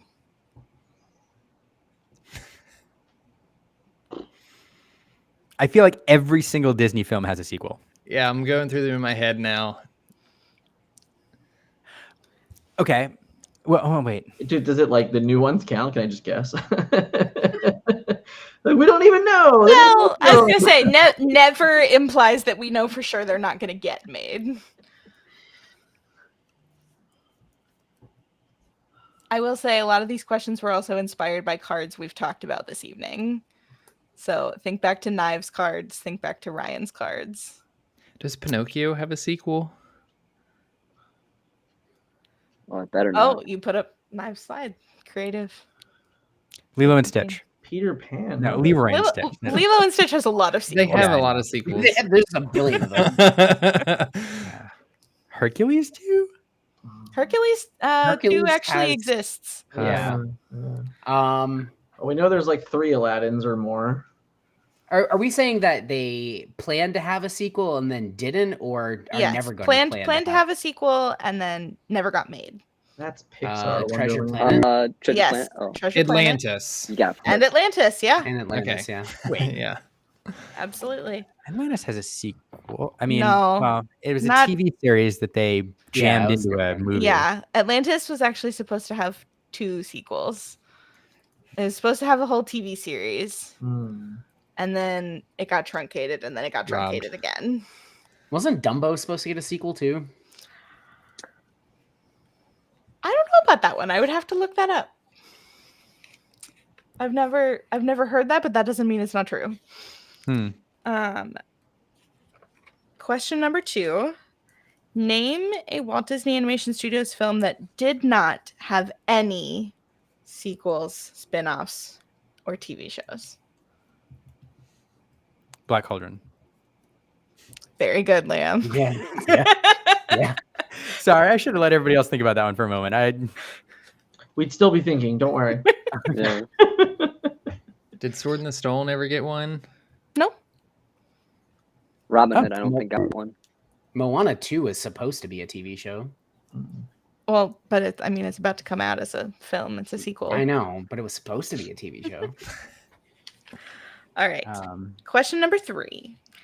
In the Peter Pan films, pixie dust seems to come off of the fairies, but in the Tinkerbell films, we learn that the dust has a keeper. What is his name? oh God. Eugene. Douglas. No chance. No chance. Jiminy Cricket. Yeah. What he said. I've never seen any of the the Tinkerbell solo stuff. Me wait, neither. what? Dusty. Yeah, that's a good guess. No. Oh, yeah. Let's see if the chat can help y'all out here. What's the question? The dust keeper? This is gonna be some ridiculously obscure name like Terrence or some ridiculous Like Carl. Carl the Yeah. Dust Keeper. I mean, you did just say it, I'm assuming, because you read Riley's comment. Yeah. I can't see any Terrence? comments. Terrence. Yeah, there was a couple. Terrence? Oh yeah, That is- Lorcana that is what it librarian for is. Terrence. Oh, is it? Oh, It that's is. right. It was Terrence. You knew. That's crazy. No, I actually. So the last message I could see was who was it? It wasn't Steven. It was Glimineers. The last message I saw was Glimineers. There was some stuff that happened in the chat earlier, and I was being nosy and reading, and I didn't realize that the chat was still going. So Still going. yeah, I thought it broke. So you just came up with Terrence out of thin air. Yep. I'm impressed. That R- That R&B was trivia nice. skills strike again. right. Wow. Okay. We'll take the point. We'll take it. Yep. Um, Take the dub. we did just talk about Stitch sequels and how many there are. In how many of them is there a different voice actor for Lilo? How many? Okay, how many Stitch sequels are there? 4. 3. I'm gonna say 3. There are 4 Stitch sequels. But 3 have different voice actors. What if it's Do 3 have different voice actors? No. I don't. That's my guess. Some Ah, crazy okay. number like 4 have 5. different voice actors. It's All actually- 4 of them. It's actually a surprisingly small number. 1. It's One. one. It is 1. It's a trick question. Yeah. It is 1. So Davy Chase, who you might know better from The Ring, voices Lilo normally. In Stitch Has a Glitch, she had to pass the role to her friend Dakota Fanning. I know her. Mm-hmm. And people actually panned her performance. They said she was a worse Lilo, even though she's a bigger name actress. Is it bad that I've only ever seen the first Lilo and Stitch? I mean, the first one's the best one. Oh yeah. It's the important one. I'm confused. Is the answer not 2 then? No, the answer is 1. Those sequels Oh, you only. just said Sequels There's only. two different people. You just said 2. No, I said does someone else voice her instead of the OG? Yeah, so that's 2 people that You voice just said Lilo. Yes. It was a phrasing of the question, though. She said, "How many of the sequels have different voice actors?" Yeah. Oh, okay. Oh, how many of the sequels have Okay. okay. Yeah. Yep. So you're never gonna get it right. Yeah, no. Entrapment. Yeah, Caroline these said Disney lawyered. are- All right, last one. Name all of the sequels Pixar has made. Oh boy. Oh my god. Cars. Just all of them? Just oh, all of God. them. Cars. Cars. Finding Nemo. Toy Toy Story. Story, Monsters Okay. Inc. Monsters, Hold Inc. on. Come on. The You gotta sequels, not all the movies, just the Yeah. sequels. Those You want the are- names of Monsters the Inc. sequels? doesn't count. Have Monsters Inc. doesn't count. That's a prequel. That's a Oh, prequel, baby. that's true. Oh, come All on. right. All right. Monsters University is Okay. a prequel. So I heard Cars, so Cars, Cars Yeah, 2. Cars Toy 2. Story. Toy Stories 2 through 4. Is Toy Story Finding 2, 3, and Dory 4. not a sequel? Finding Dory is a sequel It's a because it sequel, happens it is. after. So Okay. that's Incredibles. Yeah. Incredibles Incredibles 2. Inside Out Incredibles 2. happens. Set Out 2. Inside Out 2. Inside Out 2. That's it. I'm so much worse. at No, there's Pixar. more. No, there's more. No. Is Frozen 2? Disney Not- Animation. not- Studios. Not Not Pixar. It's not Disney. Pixar. It's just There is- Disney proper. There is one more. Now, if you're going to say planes, that's also Disney Animation Studios. I'm pretty sure. It's Disney Toon Studios, so I would not Disney count it Studios, as a yeah. Okay. Pixar. I would have no. counted that as like a Cars. So I heard Cars 2. Yeah. Cars 3 3. and 4. There you go. Cars 3. Yeah. There's not a Oh. 4 Okay. Thank Yet, goodness. Not yet. yet. yet, being the operative phrase. So much Yeah. merchandise. There's actually not a Cars 4 planned, Mhm. as far as we know. There is an Incredibles 3 planned, though. Big 7. Maybe it'll come Big sooner Hero than 7. Big Hero 7. Yeah. I'll take it. I'll take it. Neither All of right. those would be Pixar. Was that? Oh, gosh, that was hard. It was a hard. That Sounds would like a that group would you guys effort. work together pretty quickly, honestly. Everybody gets a point. Everybody gets a point. Yeah, that's the game. Only one person gets a pin. So All we know is that I just proved that I'm a way bigger Pixar fan than all the Disney combined. there you go. I'll tell you what. We will. What if we give this one to Dan and Kendall? We'll have you back for a special trivia episode about your cards. Yeah, That man, sounds I'll like study up for that Sounds one. like that's a good one. I like that idea. That'd be fun. Dan's like, I can check this off my list and never do it again. I can answer one question in 2 episodes, and we got there. It's great. Well, that was fun. Caroline, thank you for that. Amidst everything else you have going on, for prepping that for us. It was a lot of fun. Yeah. Some of them were more difficult than others. You But thanks got everyone for there. hanging out. I am gonna. We are like way over where I thought we would be. A lot to cover this evening. So much news. Thanks everybody for hanging out. Like all night. Some of you, Dan, thanks for being here this whole time. It was a ton of fun. I am going to close by going around the horn and asking everybody to kind of tell everybody in the audience where they can follow you and any other projects you have coming up. Dan, I know you have something coming up you can mention briefly on the way out. But before I do that, thanks everybody on behalf of Aaron and I for watching this evening. If you're here for the first time, we're here every Monday night at 8 p.m. Central Time talking about all things Lorcana. We would appreciate any follows, subscribes if you enjoyed this. And I don't know, we do the occasional video. So yeah, you can follow along with us in our little Lorcana journey. Anyway, all right, let's start. I'm just going to go around the horn. I'm going to start kind of in reverse order that we came in. Kendall, how can people follow you and your work? So you guys can find me at Kendall Hale Art, just all one word. I'm on Twitter. I'm on Instagram. You can find me on Facebook. We could be friends there. But yeah, Kendall Hale Art's a good way to find me. And everybody should. 100%. If you want. Yeah. Caroline, where can people follow you? You can find me on Twitter at Lorcana Bell, although that might be going away at the end of this year. You can find me on Instagram at lorcana.bell. You can sometimes find me on Discord. I am not nearly there as much as I used to be. But if you ping me, I will be there. I still have notifications on my phone because I am perpetually online. As is our whole generation. Brandon. Everyone can find me at B224 on Instagram, Twitter, Blue Sky. I'm spending a lot of time on there lately. I'm thinking about making one of those. Yeah, I'm spending a little bit less time on Twitter. I go there to, keep up with news and things like that because not everybody's on Blue Sky, but primarily there. I don't have any major projects other than the data stuff we're putting out, but hopefully I'll see everybody at Continentals. Yeah, same. Speaking of people at Continentals, Ryan. I'll be at Continentals. Constantinople. I'll be at Constantinople. Not Istanbul. Definitely not Istanbul. No, I'm bald. You can find me doing bald stuff out in the wild.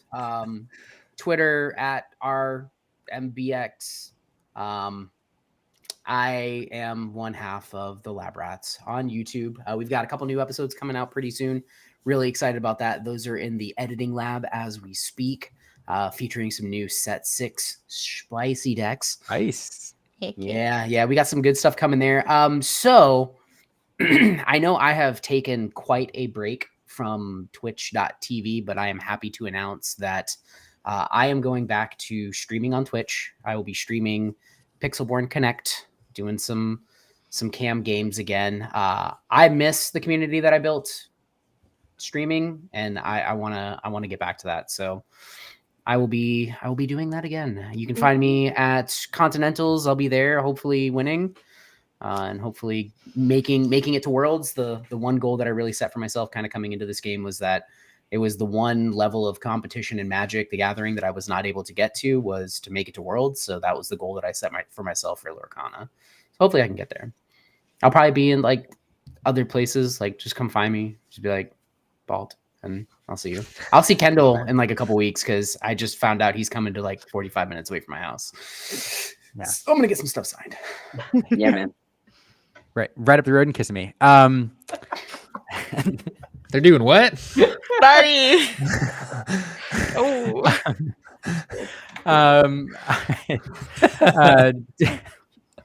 Dan. Yeah, I'm Dan TFM Lorcana on Twitter. I think Instagram as well. Forbidden Mountain on YouTube. I have a couple nice fun things coming up in a couple weeks. I'm actually attending PAX Unplugged, and we actually have a community meet and greet there. Lots of giveaways. We have a couple new sponsors. I have no problem saying that we're being sponsored by Heavy Play and Metafy. There are going to be lots of giveaways happening at this community hour. I am super excited to kind of finally, at the end of the week, we're going to have a full breakdown of everything that's going to be happening there. But a lot of fun, nice way to meet and greet some of the team, some of the content, parts of the team, and things like that. So very, very excited. It's my hometown city. It's my favorite convention every year. And the idea that I get to spend 90 minutes with the community in a room is pretty awesome. Very excited. I really wish I could be there, honestly. That sounds fantastic. That sounds awesome. I'm very excited for it. It's very cool. If you're in the area at all, in the PAX Unplugged area, and you aren't already going, is it sold out or?